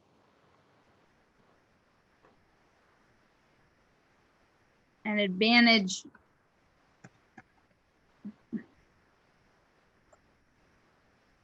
I'm confused. Merge. Oh, close high school, merge. Okay.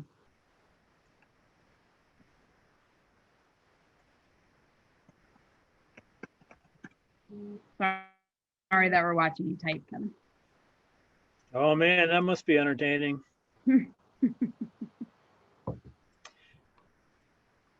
All right, so closing your high school, are there any advantages to that at all? Just another Jeff check. No? Okay. I will offer one. It's Okay. and this is really a short vision advantage. I don't agree with it, but getting rid of inheriting the issues that Mount Abe structure. It's an old building. I mean, any building has the same problem. It'd be great to have the nice shiny car, but I don't agree with it. But there could be advantages to refreshing the structure, but it's probably cost prohibitive to do that.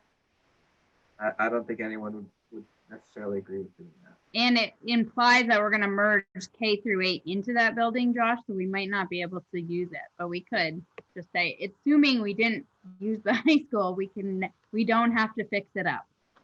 And I can talk about this because this has surfaced a little bit. It wasn't one of the options and for a reason, and I can explain the reason. So what surfaced as ideas in various settings is the idea of not operating a high school, tuitioning our 9 through 12 kids and making our elementary schools K-8 buildings. And we talked about this some as a board at the retreat back last January. And so because we'd be paying the tuition for the high school kids to go somewhere, embedded in that tuition are the facilities costs and the athletics and all the overhead that district where they might be going needs to charge. So we're not necessarily really saving any real money by tuitioning kids at the high school level. When you factor that into what would need to happen at the elementary buildings to make them conducive to middle level education, whether it's, thinking about science labs, or even if you think about the kind of athletics opportunities and extracurriculars that our facilities don't necessarily meet for that middle level experience, you could extend that to band, et cetera. Not to mention the inefficiencies to have a science teacher at the secondary level in 5 different buildings and juggling all of that. So that's why the idea isn't here to simply shut Mount Abe down and pay for the kids to go somewhere else, because it starts to not make sense programmatically or fiscally at some point. That's the option that stuck was, if we're going to tuition the high school kids, then that becomes a K-8 building, and all of our students after the 9-12 kids are tuitioned out can fit in that building. Interesting. I think I heard it at one of those town halls that came up as a suggestion. I remember that. The closing the high school with, oh no, I forgot what I was going to say. Something along the lines of past identity loss. Oh, how do you prepare kids for all these different schools? I think you stop having a purpose of, I guess you do for college if your students, some of them are going to college, but you start having to figure out, how do I have my students ready to go to CVU versus MUHS versus Virgins? Like, they all have, that would be hard to do equally. We talked about identity also. So I'm thinking about even just a recent event. So on Saturday, the Mount Abe girls field hockey team won their 3rd straight championship. The number of people that were in attendance, that watched it live streaming, that were following it on Facebook, like the sense of community that those kinds of events create in the identity that we have as Eagle Nation. When we have, if we had students going to 7 different high schools, what identity then does our 5-town community have? None. Does it? Not from that perspective. No, you just are a member of your town. I think that's the biggest one we have for liability with closing the high school is identity loss. So I've set up close the high school and merge with another district bullets and then push stuff around a little bit. So do we want to just peck down through it or just take a quick look and make sure everything's, so close the high school, avoid the high renovation comment Mount Abe. We talked about that. Merge with another district with a consolidation of the high school, the student population. Actually, that's what started all this. So there's better advantages there. High school is already somewhat decentralized, so the local town school model is not as important. I guess I need clarification on that. So the high school, I don't understand it. So the intent there is with all 5 towns feeding into one school, high school in the district, you don't have the same issue you do with the elementary schools that there's 1 per town and the attachment to them. So it's a whole lot more decentralized building or concept. But So you could still have all those, Kevin. I guess I'm confused still. oh, so I think this is mine, I believe, but there has been a lot of people real quick to kick the high school off the table, if you will, in order to keep the grade schools. And you are talking about something that is covering 5 towns, but it's only in 1 town and on the edge of one, or of the village of 1 town. So people aren't as attached to that as a tangible piece of their community property, if you will. So it's easier for them to let that go. So then I think that goes with closing the high school, doesn't it? It You can close go the with high both. It goes school. with both of them, really. Okay. Should we put it underneath both? I think the phrasing of it needs to be adapted. Okay, how do you want to say it? I don't know. But I get what you're saying. I don't think that the words are coming out as exactly what you mean. I think you could just omit the last part of it, saying it's not as important, because then you're assigning value of the high school over local town schools, which is not really what we're discussing. I think this decentralization concept is fine. And so because it's under the merge with another district concept, so we talked about before the disadvantage of a region, if we think about the 5 towns as a region, going to multiple different high schools versus the region going to a single middle high school. I think, following the logic here, Kevin, that benefit, if instead of a 5-town region, it's a 10-town region going to one place, we maintain that sense of the identity shifts, but we still maintain a sense of identity, because still all of the students in the region go through this one place that creates the identity, as opposed to this region, which may be redefined, going to many different places, which is what really erodes identity. Agreed. Mm-hmm. Yeah. So it's an identity builder versus the closing, which is a killer. So maybe the ability to reestablish the decentralized location adjacent, in a town adjacent, something of that sort. Say that again, please. The ability to reestablish a decentralized location in an adjacent town.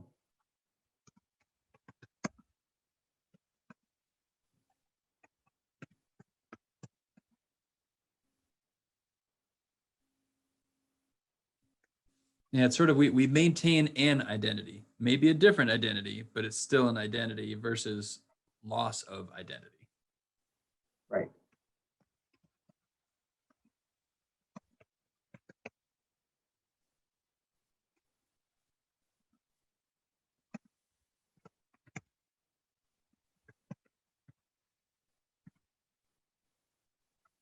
I'm still confused, Kevin. Ability to reestablish a high school is already somewhat decentralized. I think he was halfway through typing it out. Oh, The ability to reestablish the high school in an adjacent town. a decentralized high school. Right. So we kind of want it to be centered. Well, you just redefine the catchment area, right? It's no longer Right. that 5-town area, it's a 10-town area or 7-town area. We're go with Addison Northwest for 8 towns. Is that right? I think they have Eight. 5. They have 3 that operate a school, but they have 2 other towns that feed into the system but don't operate a school. Okay. Hmm. So I think it would be 10 towns total if it's Addison Northwest and Addison and Mount Abe.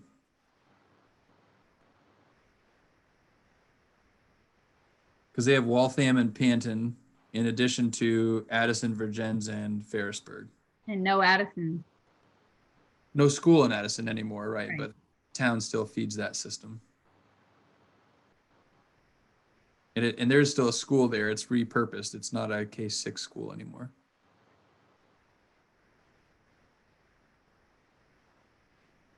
Okay. Okay. So liabilities would be identity loss. And actually increased travel time. Going to Virgins is like a 15-20 minute windshield increase in time, no matter how you look at it, I would think. Well, I think you have to put increased travel time potentially under closing your high school too. Okay. Yep.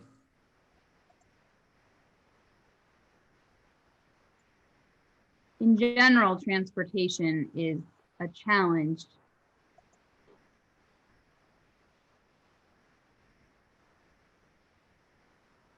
Windshield time. We require 2 districts to vote to merge. Now, if we just close the high school, would there have to be a vote to do that? There would actually. So the articles of agreement right now state that MAUSD operates grades pre-K through 12.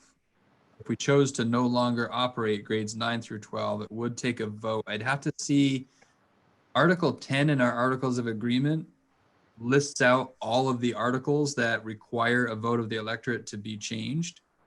If it's not in Article 10, then it only requires a vote of the board to change it. So I don't know if it's the electorate or if it's the board that would have to vote, but it would take a vote to not operate grades 9 through 12.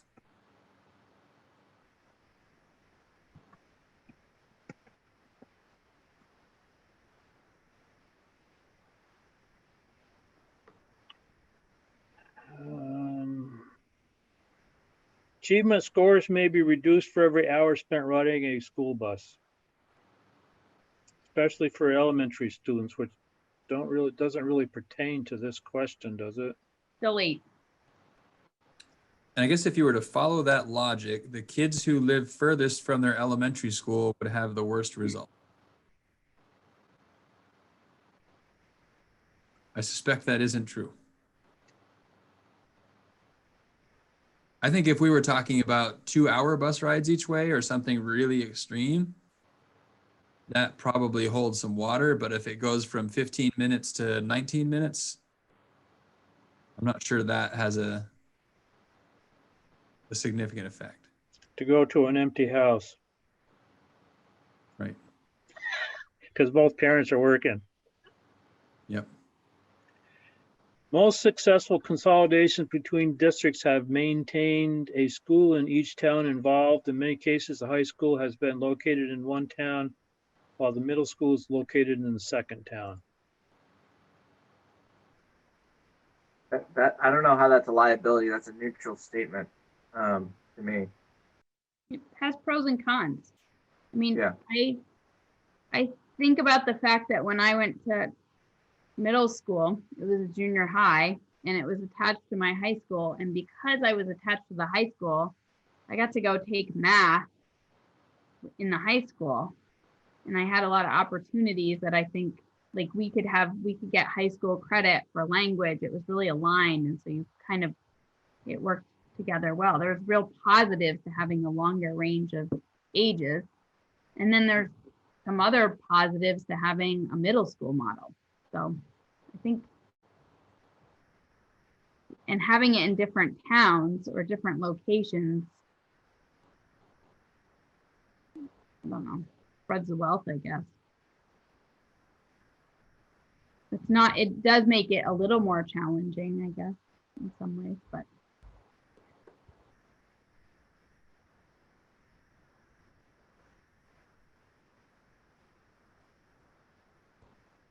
So what do you think about most successful consolidations? Most successful consolidations between districts have maintained a school in each town involved. What do they mean by that? So we're consolidating, but we're going to keep Virgins High School and Mount Abe High School. Is that what that's implying? And that would be more successful? I'm not sure, but even that, like, how do you define most? 51% or greater? And success, that's always a tricky one to define. Yeah, I don't understand. Located in one town while the middle school is located in the second town. I don't even know an example of where this has taken place. We could even construe in each town involved being each one of the 5 towns in our district. Or if we're talking about a merger, because this is between districts, that's 10 towns, 2 of which currently don't have a school.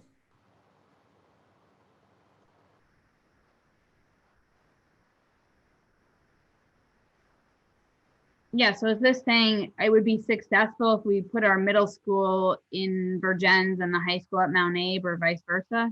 That would be a successful consolidation because it's maintaining one in different towns? Or is it more successful to have them in the same town? I guess I don't understand.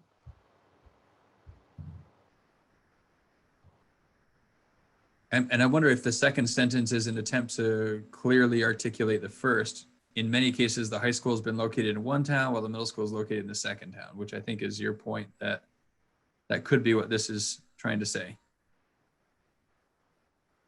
That if we were to merge with that as a Northwest, something should stay in Virgins and something should stay at Mount Abe. Okay. I guess I just don't have any examples of where anybody has merged and done this recently.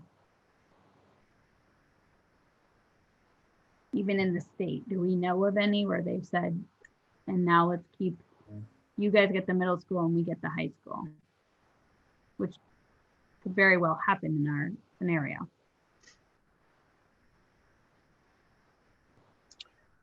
I'm not sure I see unlike some of the others, I'm not sure I see potential harm in this one as it's written. No, I think it should be deleted. I don't think it's as inflammatory as some of the others, and yeah. So the next one would be our middle high school would be considered small rural and research. It is large urban only relative to the other 4 towns.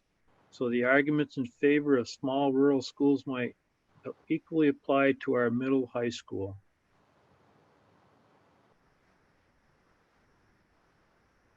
We're not talking about consolidating the well, we're talking about potentially sharing the high school with an adjacent district.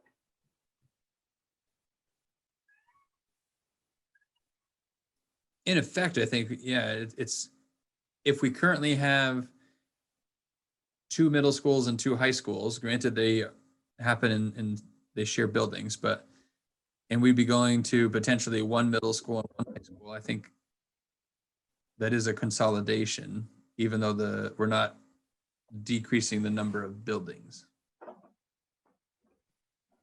I mean, the statement is true, because even if we did this, we're still small.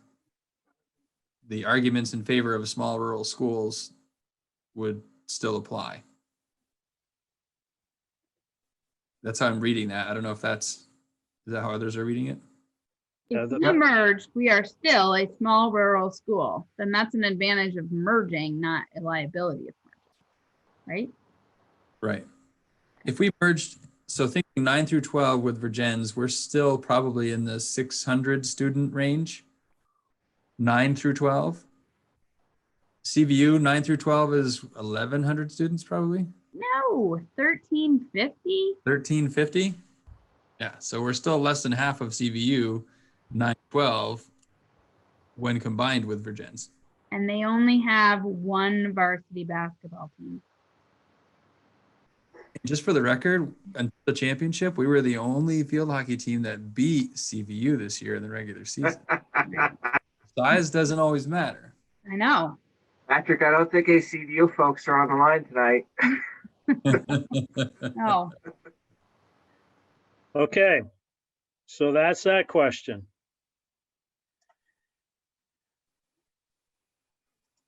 I guess the next thing is, do we want to go back to question 1, which we kind of put off, or is that looking better all the time the way it is?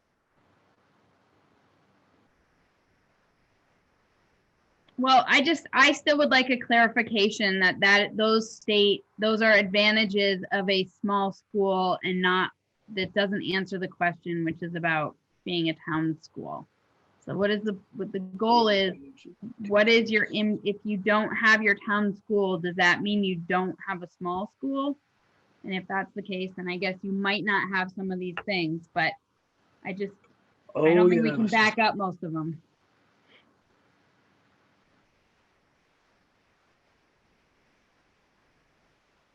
I think that the point that people have in this question is, what is the value in a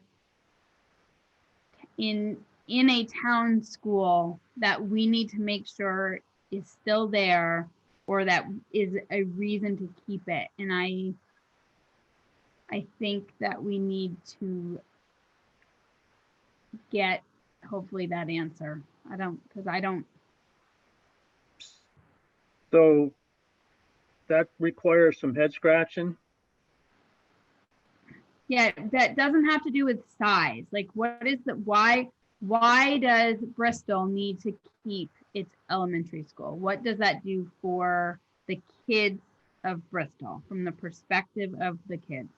What does it do for Lincoln kids to go to school in Lincoln?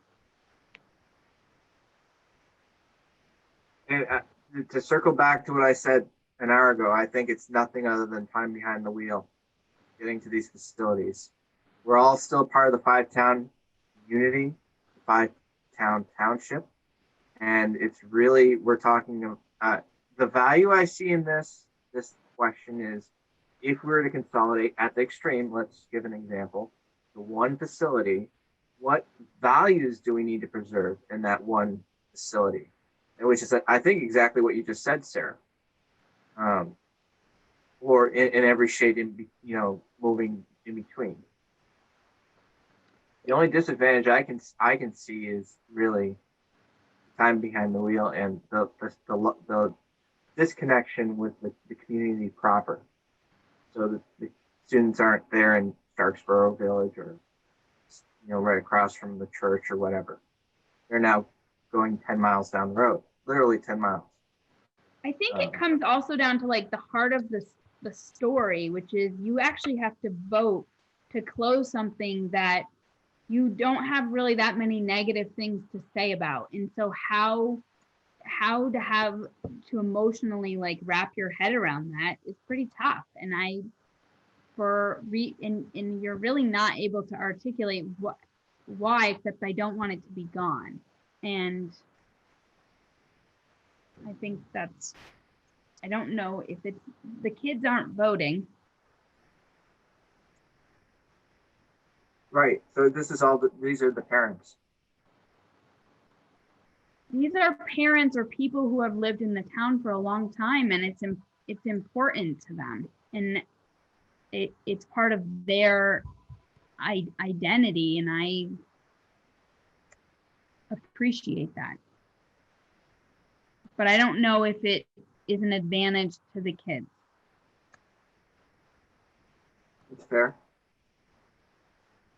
And I think you sort of hit the nail on the head. It's an emotional reaction as much as anything, and that's real and that's valid. And I think people are really desperately wanting to hang on to some combination of what currently is or what has been in the past. I wonder if, again, if the kinds of reductions that we have to make to get the financial house in order have a significant impact on the kind of experience we provide, is that future something that people would cling to so closely?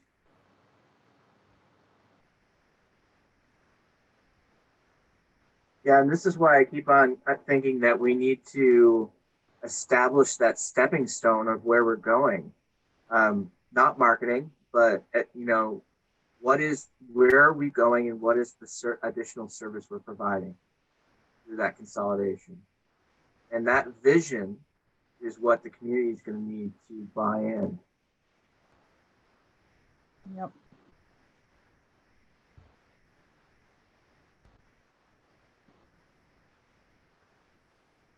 I think it's pretty heartbreaking to have to vote. And that, I don't know. I think that part's gonna be challenged. It's heartbreaking to have to make a recommendation. Yeah.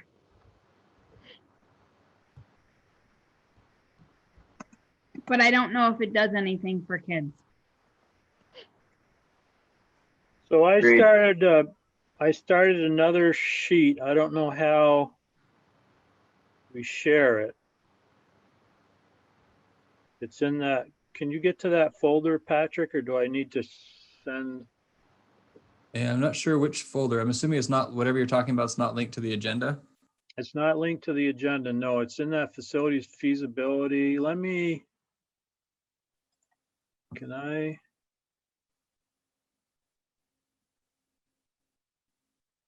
Oh, now I'm smaller. What are we trying to do, Kevin? Well, from what I'm hearing is what we had for the question before is all trash, and we need to come up with something different. That's kind of radical.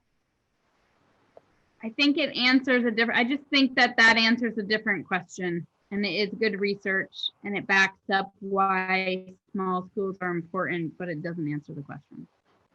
Or what they could provide and why they're not bad. Why are they good? Kevin, I'm in the folder. Do you know what document you're thinking of? So it's CQ-1_Rev 2020-11-2. Oh, that one. Now all I got to do is find it myself. How about that?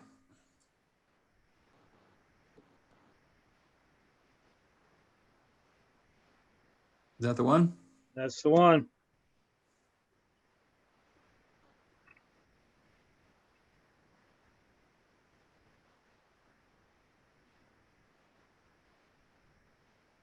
We're looking tabula rasa here. What was that? We're starting from scratch. Sort of. Well, I mean, I can pull over anything in the other one that you feel is pertinent, but I was getting the sense that we were walking down the wrong path with all the input on that one. Well, because number one, the original question is the top question. Am I right? Correct. Okay, so I think in your rewrite, you need to eliminate consider impacts to students. The local towns piece I covered, or I imagined we covered in question 2. So I think that.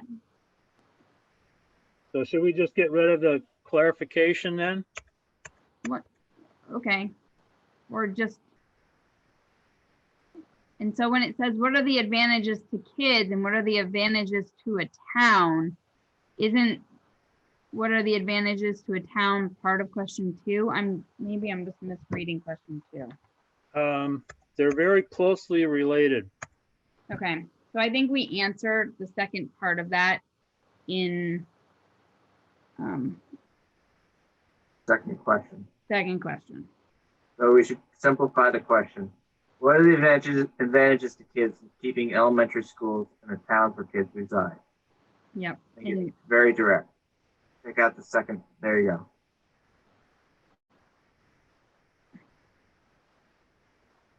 or you can at least put it in parentheses if you're afraid to delete it, Kevin. Okay, or I was gonna strike through it, but I'll put it in parentheses. Okay. And so with that question, is that not what we answered already in CQ1? This is CQ1. Yes, so what I'm understanding is we answered the question in CQ1 based on a comparison of small schools versus consolidation, as opposed to looking at what the advantages are to kids of having an elementary school in their town. Is that fair?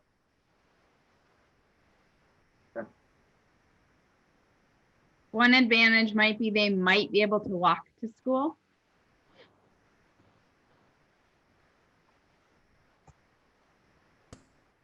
I put down an advantage as more rural setting, meaning they can walk out into the woods.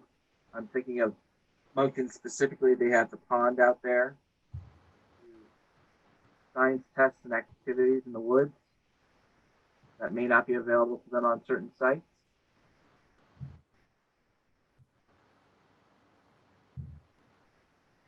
Natural surroundings. Yeah, but you know, I mean, let's choose Bristol as the consolidated site at the extreme. That's not that far from going down to the river or going up to Deerleaf or any other. So again, it's a point. It's a small point. It is a point. You just touched on some traditional field trips, Josh. Yep.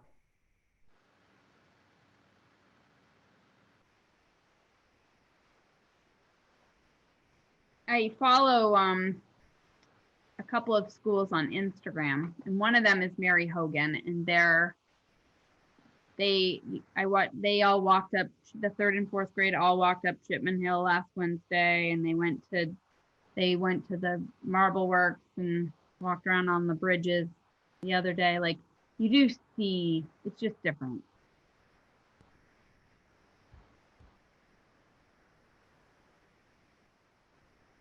It's a few extra steps.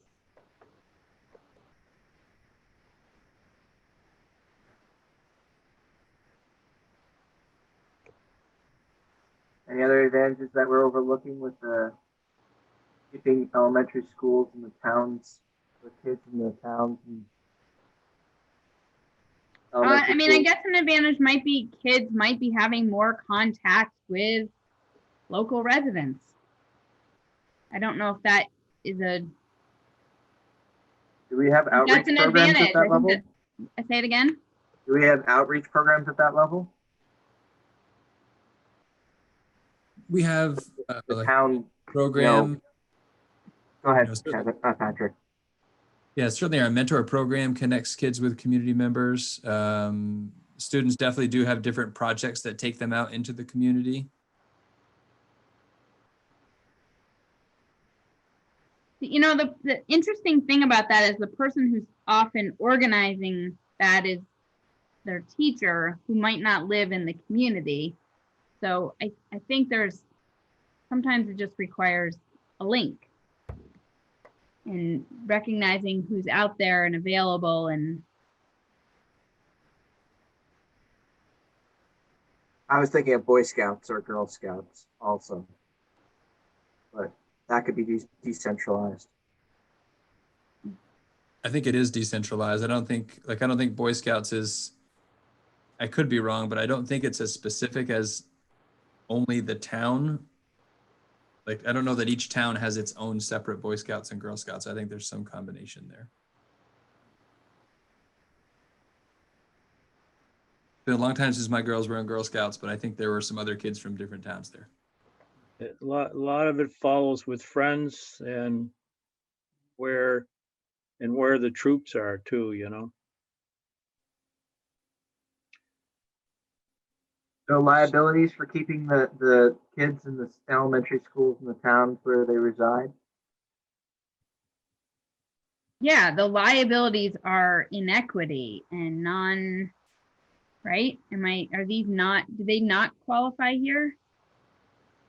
Like you could have 2 girls in your grade. You could have,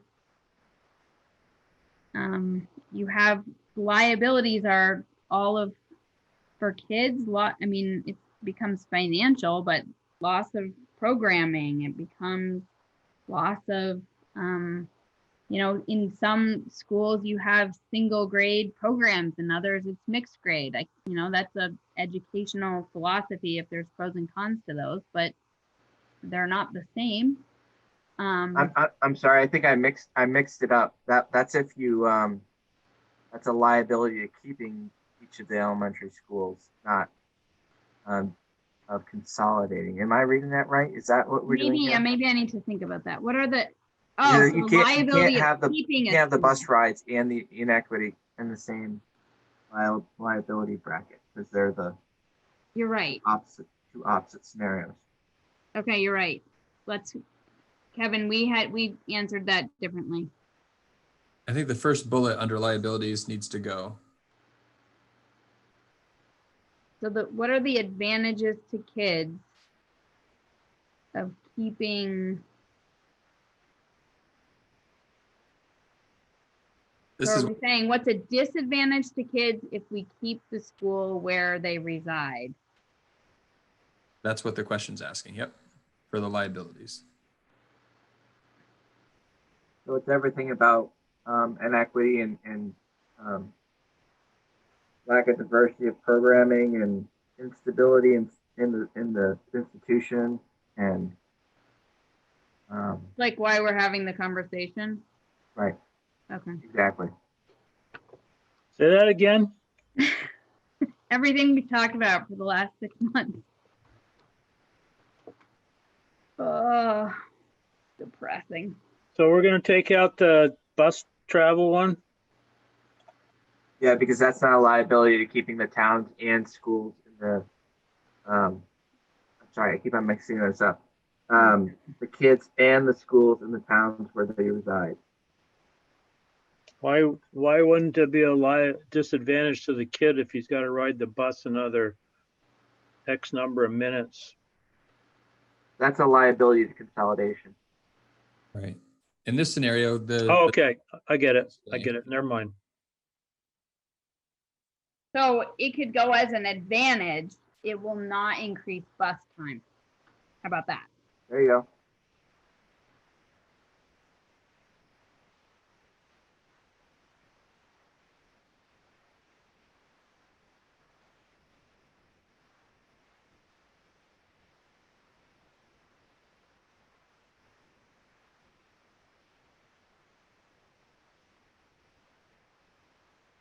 Okay.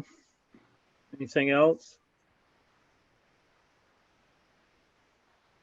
So what I think we should do with this question 1 is send the original back out and this one back out and just get a pulse of comments from the group this week. Does that make sense? Yes. I do think there's one important piece, and I don't know how to capture it, but so Sarah, you somewhat in jest said, and under liabilities and everything we've been talking about for 6 months. Yeah, I don't think that should be disincluded. That needs to be There's a included. list of things there. I had a long list. I'm just I thinking, if had I'm to say someone who them was all, I involved am. in this, I saw this document. You want me to list them right now? Well, that there, Mixed grades, potentially. Yeah, just say it and everything. That's the cost to kids. That's so sad. I would add resources to inequity of classes, Mm-hmm. don't you think? Mm-hmm.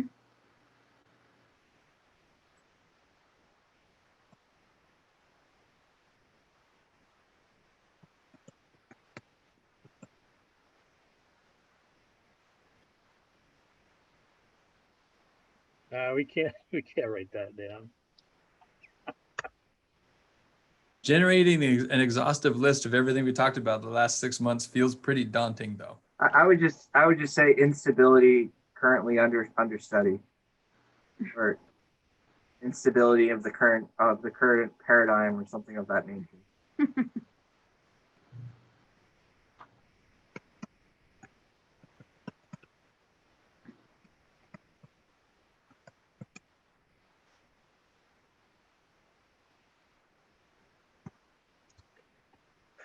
Okay. I think there's a heart and soul that is like also kind of missing. Like, I don't ever want to break the heart of the people that have run this school where my kids went, or the teachers that, like, I just feel like when you vote that it's almost going the direction of they're voting to eliminate a school, not because of needing to downsize or whatever, but because I think it's being internalized as underperformance, and I think that's a sad piece of it. And so I think there's people hanging on being like, but we're so good and we're so strong, and I agree with that, but the advantage is there's no broken hearts, like there's no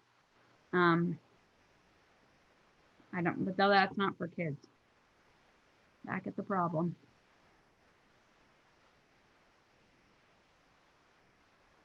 So that's an interesting thing, though. If I heard you right, it's not for the kids, but with the current situation we have, kids aren't first.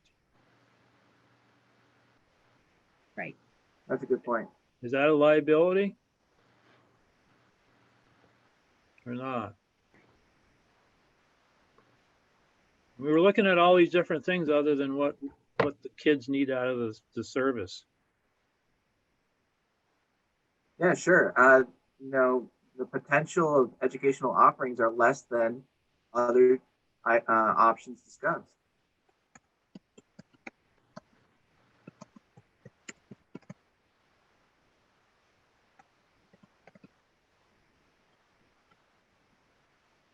The liability is you're choosing having a school in your town over educating kids.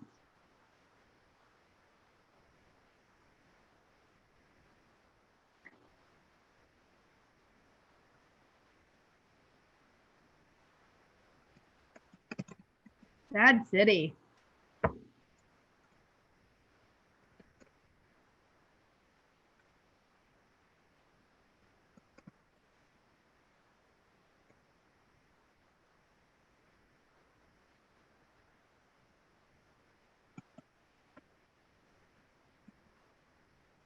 This is a long conversation, Patrick. I hope it's been helpful. No, I think it's reflective of the complexity, the emotion. It's super helpful. Obviously, I have lots of these kinds of conversations with lots of different groups of people, and it's always helpful to think it through again and with a different lens and another angle. I've appreciated every opportunity, however uncomfortable they may be at times. It's always informative. So are we at a point where we can set this aside? Like I said, I think I'll send it out, the two of them out, and everybody can chew on it for the rest of the week, and then we'll go to seeing if there's something that gels on it.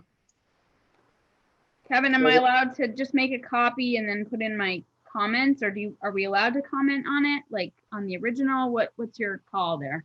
Because you can always check off things and delete our comments, but I don't know how you guys like to work a working document. Yeah. Well, Josh and Jeff would be the ones that aren't using Google Docs all that much, so I don't know. I'm okay with that, I think, myself. I'll just make my own copy and I'll put my comments in another color. Okay. Does that work, Josh? That sounds fine to me. I mean, I think, we covered a lot of ground today. So I- I would take a swing at it, sure. I'd like you to see it develop a little bit. Okay. So I would like to go through the matrix just briefly, and then I think our answers to these questions are going to be better than the matrix. well, so what I did with the matrix is I consolidated everybody's responses that they did into this chart that's on there now, pluses and minus zeros and all that kind of stuff. And then my original intent was, you'll just like, that looks like a neutral, that looks like a plus, that looks like a minus. But it got really cloudy.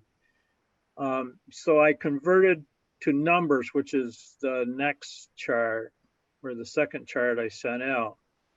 And so the bottom, on a scale of 10, the bottom third was all of a sudden the negative, the middle third was all of a sudden the neutral, and the top third was all of a sudden the desirable aspects. So it came up with a number. The number gave you a neutral minus, neutral plus, red, almost red, all that kind of stuff. And anything on this particular chart that's red is in the negative aspect, anything green is in the positive aspect, anything white is neutral. The one that I think might have been there might be there's some interpretation things here, but the one I think that a few people misinterpreted, underneath the 6 schools, the red block underneath brick and mortar, which really surprised me that based on the responses, we wouldn't have anything but neutral or green there. Because I don't think the intent of this group is, I'm not sure the intent of this group would be to say the impact of closing schools on a town or community is red. Oh, Kevin, I only answered the column that said town schools because I had a really hard time with how to answer advantages with a plus, minus, or zero. So I just didn't do those columns. So maybe it's because I'm missing. No, what I did, and that's another little curve, is I took the responses and divided it by the responses. So if we had 4 people, so if everybody responded, it was divided by 4. If there was 3 that responded, it was divided by 3. So, and interestingly enough, we had at least 3, some questions you didn't respond to, somebody else did, and we had either 3 or 4 responses each bar. But that one, I don't see where keeping all the schools open would be red under impact of. Because they looked at the impact as a negative. So the impact was negative, therefore they didn't look at I actually couldn't understand I couldn't answer how to say impact if you close the school. Right. So should I just take those negatives in that box and make them positives? And I have no idea.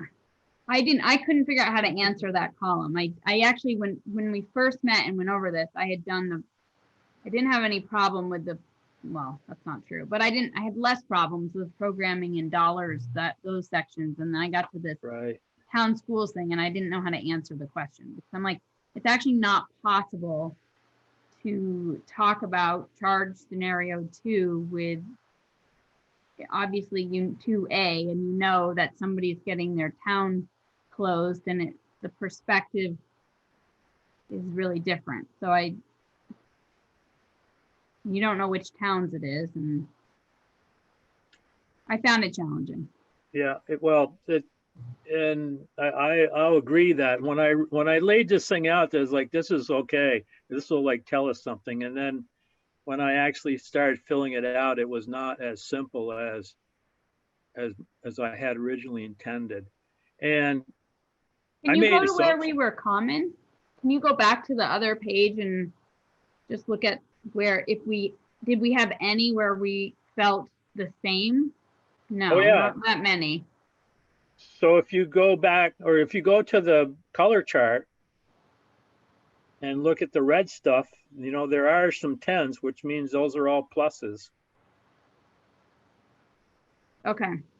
All right. So that's what I'm looking for. And, you know, if you had if you had 5s, everybody's pretty much saying, well, no, not necessarily, because it couldn't mathematically work out, but everybody's pretty much saying it's neutral. There were a few 0s too. Everybody agreed that it was a negative. I think this is great. I think this really is illustrative of our conversation. Doesn't suss around, doesn't fool around with words. It just gives everyone a sliding scale. That I think is incredibly powerful. I did You zoom find. You zoom out even further, and just so we can see the whole thing. Yeah.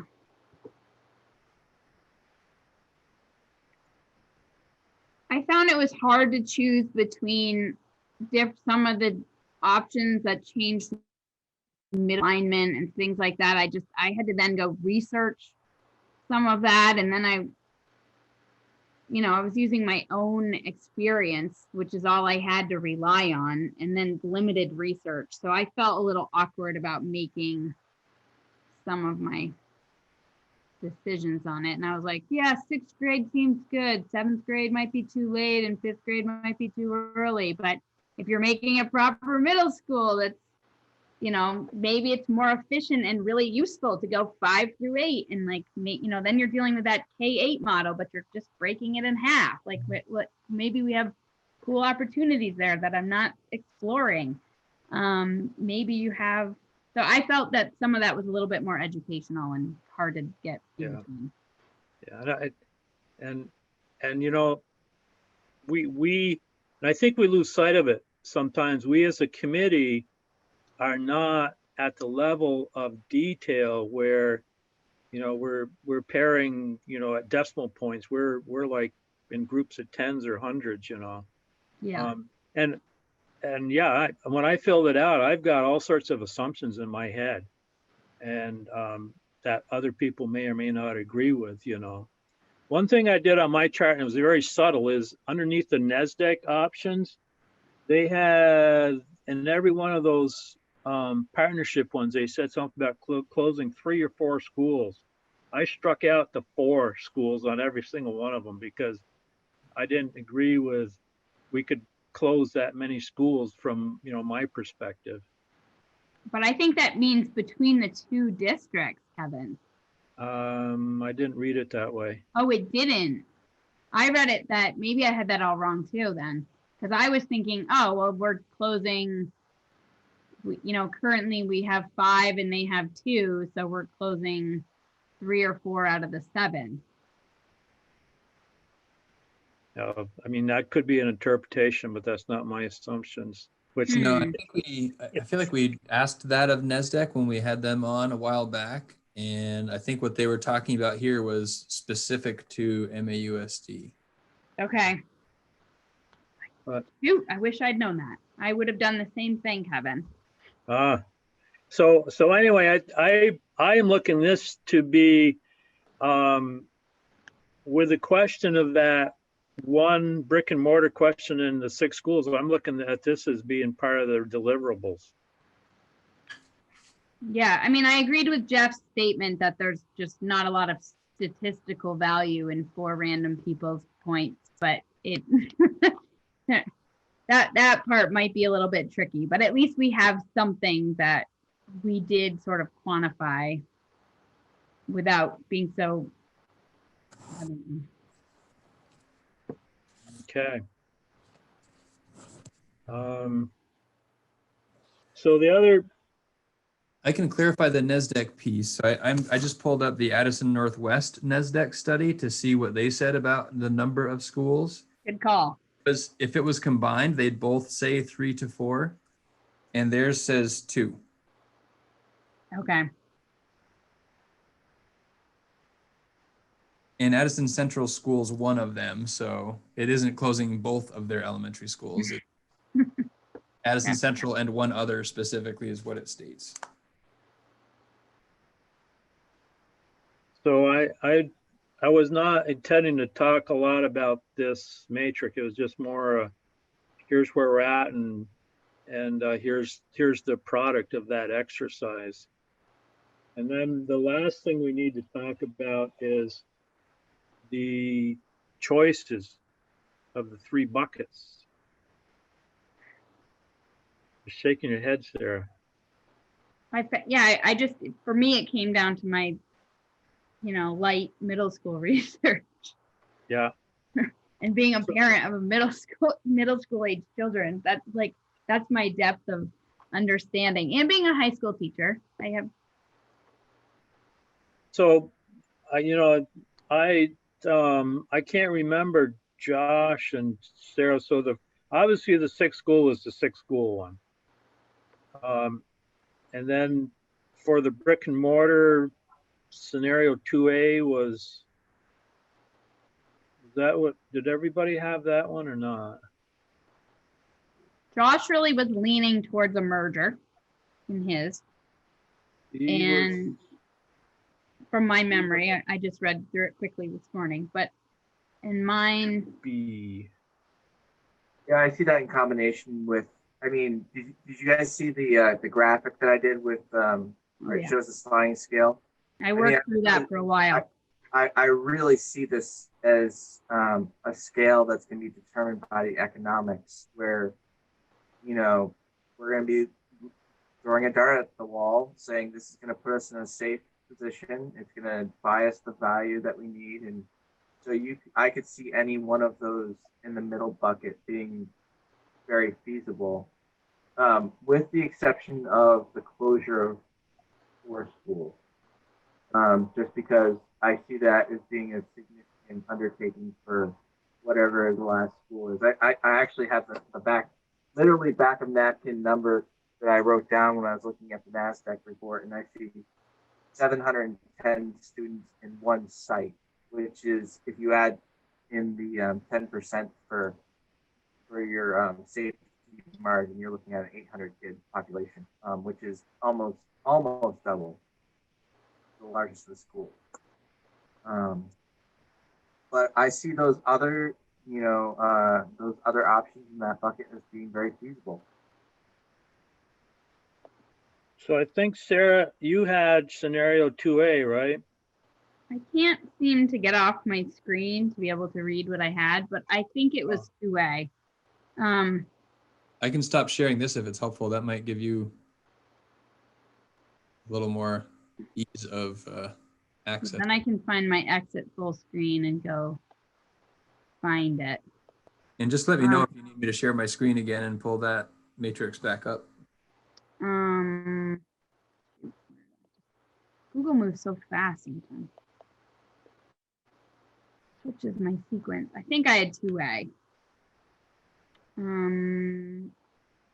NASDAQ option B, which is, oh no, never mind. That's down at the bottom. 2A. Okay. And Josh, which one did you have again? Either 2A or the next one up, where either 2 or 3 schools get closed. So can we say that 2A is the one? That's What did fair. you think, Kevin? I had 2A's. I had 2A. Okay. And then for the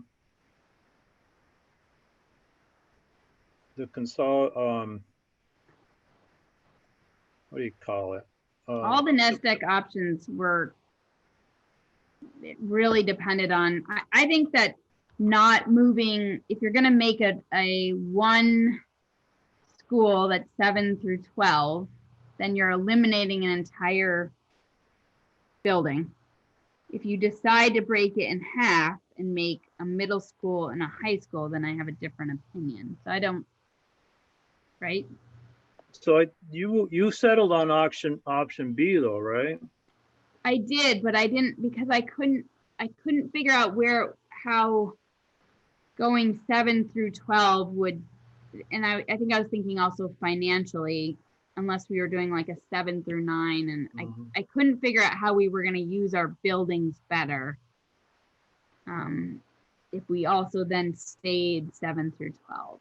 I guess that was my feeling about that. Yeah. And what was I'm yours not again? opposed to it. What again was yours again, Josh? B or C, depending on whether we closed 2 or 3 schools. Yeah. Mhm. So I mean, I'm not an educator, so that's really an educator's decision as to whether you split the difference up or down. I agree with you. So I had originally chose option A, but after seeing your rationale, Sarah, I'm not so sure I could support B. I And don't think I could. A is B was just 7 to 12, yeah. yeah, I So think this is where there's an educational committee that is really about, not all those little things that what is going to give us the best educational experience for kids.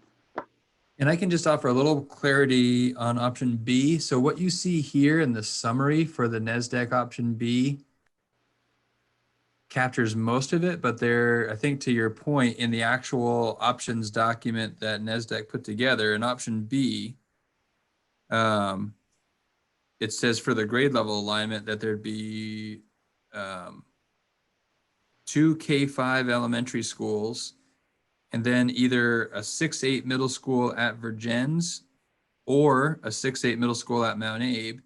And then whichever school didn't have the middle school would have the 9-12 high school. So that is option B in the partnership bucket under NESDEC. So Quite go that far, I think, in the little description box there, but it does assume one's a 6-8 middle school and the other's a 9-12 high school. And then you have So- 1 K through 5 elementary in that, one in There'd be Virgins two. and one at Bristol. No, in our district in MAUSD, there'd be 2 Okay. 5 elementary schools, and then they would have, I'd have to look at theirs, either 1 or 2 K-5 elementary schools. So Josh, if you could settle on B, I could settle on B as well. No, that's perfectly fine. And honestly, I think it's going to be a combination of brick and mortar option that works financially, and then what we can get a buy-in or not. This idea of partnership might be completely rejected from the community. So I think it's a two-pronged approach. Yeah, I agree. I go back and look at the chart though. If you go back and look at the chart with all the greens and whatnot, the partnership is where most of the green is. I mean, that lends itself. You don't know how the community is going to respond to that, though. They may completely reject the idea of. The 4 of us felt that way. Yeah. Well, oh yeah, I understand that I mean, you've got to have 2 districts aligned with the stars here. Yeah. Holy And, moly. But I think One it's motivating factor is everybody likes the idea of less people in central office. Yeah. But I think the power of the graphics is it shows that there's some great opportunity there too, Well, you almost could take the time to merge and I don't know, eliminate the other negatives that are embedded in our original contract. Not that they'd vote for the merge, but. So I think that unless anybody wants to talk about that anymore, I think that kind of covers that item. So are we all set with that one? Yes. So Yeah, I guess that's fine. next thing is if we've got anybody hanging on for public comment. Let me stop sharing and I'll ask again, any visitors who have a public comment, if you can raise your virtual hand, then I'll know that you're interested in having something to say. Herb has his hand up. All right, Herb, you should be good to go. Yeah, number one, congratulations, folks.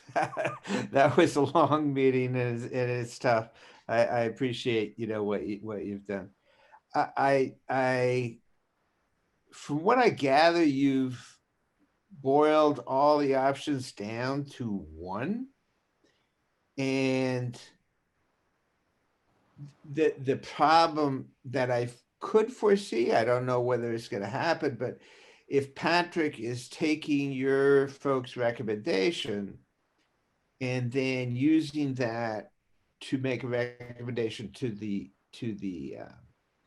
full board, I think the concern I would have, as I've said before, that you're not going to have the real sort of detail around financials in terms of the various options that are really kind of on the table.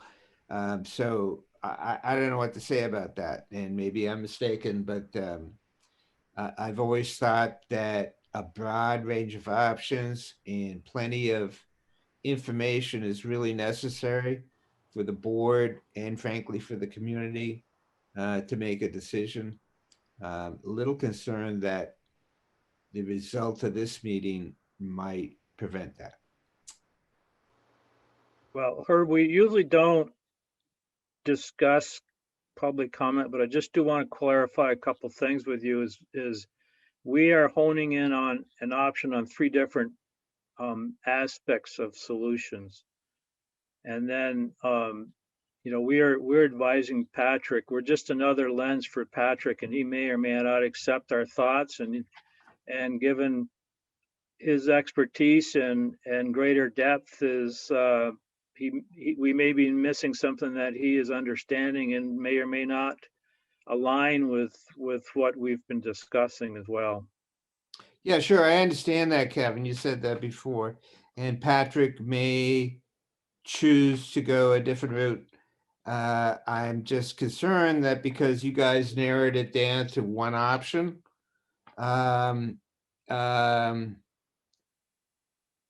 if he accepts that, I mean, he might reject it. I understand, but if he accepts that, we're really not going to have a robust discussion of the options, and we're not going to have the financial information needed to really try to sort out what's best for our students' education. So that's my concern. It might not happen. Maybe I'm being a nervous Nelly. It's just before election day, so I'm plenty nervous anyway. But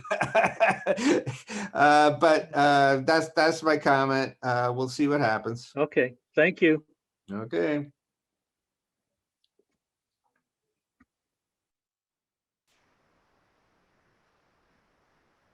Give just one more minute to folks to raise hands.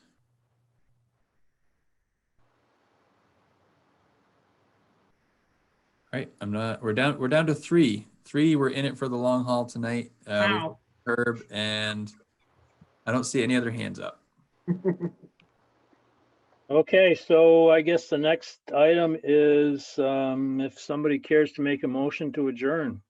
Can I just clarify before we do? Certainly. Are we meeting again, and what do we need to do in between now and then? Yes, we should meet again tentatively.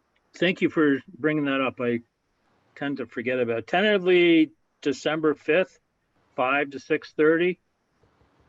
In my mind, we'll do a little homework on that question 1, but my intention is to draft some sort of deliverable, and we will talk about that and formalize pretty much our conversation tonight.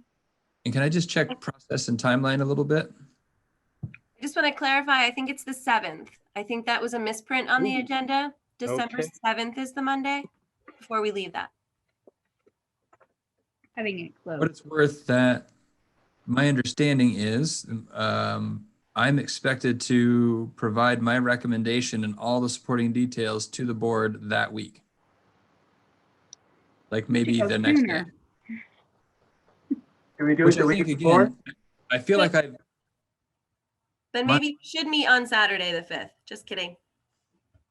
so Can we go like Yeah. 2 weeks before? I mean, we're just wrapping a couple Yeah, of things up. It's the 23rd is the week of Thanksgiving. I'm not going anywhere. I can, Let's hope and you if and I many was, others- I could meet. I don't know. I think we should try to circle this back and finish it sooner It's a and good not point. so that Patrick has more time. I would even do the 16th if we wanted to just be done. I don't know. And again, my sense is I've now heard effectively where the group landed. Unless that's subject to change dramatically. I don't know how important the timing of the finalization of this group's work is, but I just thought it was important to acknowledge that that week in December, I'm making a recommendation. So That, I that, think we that's should. that's an excellent point. And that,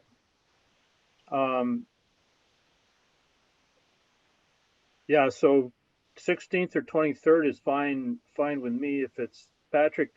Ooh, we have a rescheduled board training. Is that on the 16th? I believe it is. Okay. Patrick, would it be Yep. useful? Do you need that meeting to make your to resolve the items at hand?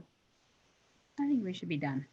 I mean, I feel like what I took away from tonight, again, if the conversation was going to continue and could take a different direction, that would be a very different reality. But if this is effectively where it's ending and the next meeting is just to polish it up, then I have what I need. And I also recognize the benefit of some closure for this group. But I think we should at least have a draft before. So, and I'm not wedded. We started out on Monday nights. Maybe there's Any other day. Just another,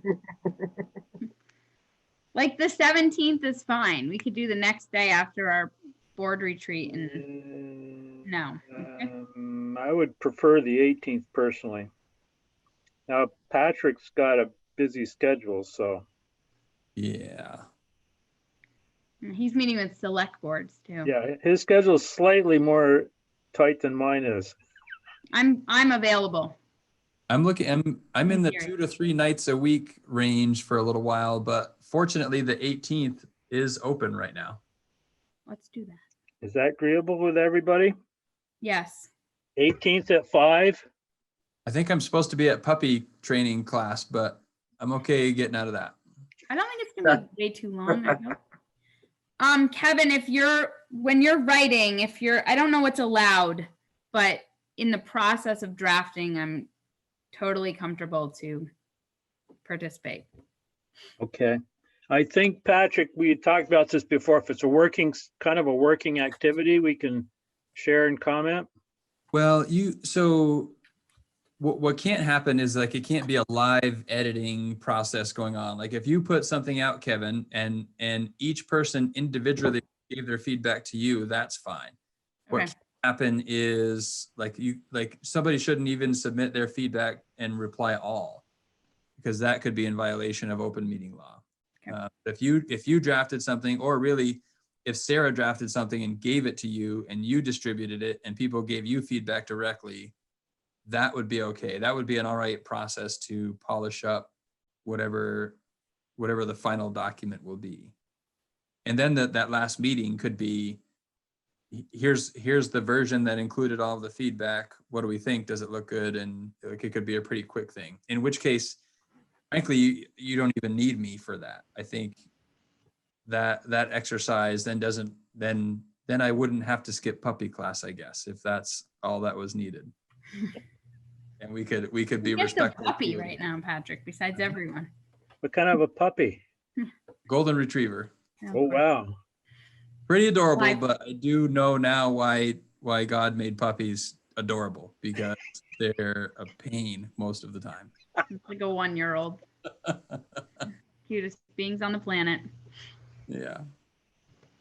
Okay, That that was, sounds like a plan. yeah, okay. But Kevin, are you gonna can you write a rough, like, sort of, at least summary of what you're expecting, and then get feedback on format, and then get feedback on content? Yeah, let me start something, and once I get to get it going, I can send it out and people can start kibitzing stuff on it. Okay. My life's a little bit better in November after 20 college recommendation letters are written. We have all of our storm windows on, the lift's going back. Awesome. Evan, your lawn ornament, what's going on? Jeez, it's a fixture. So I think we were looking for a motion to adjourn. Yes, I make that motion. Second. All in favor? Aye. Aye. Wait a minute, do we need discussion? No, all in favor? Aye. Thanks, everybody. It's been Aye. a real work session. Very No helpful. kidding. Thank you very Good much. job, everybody. Thank you, everyone. Thank Good you. night.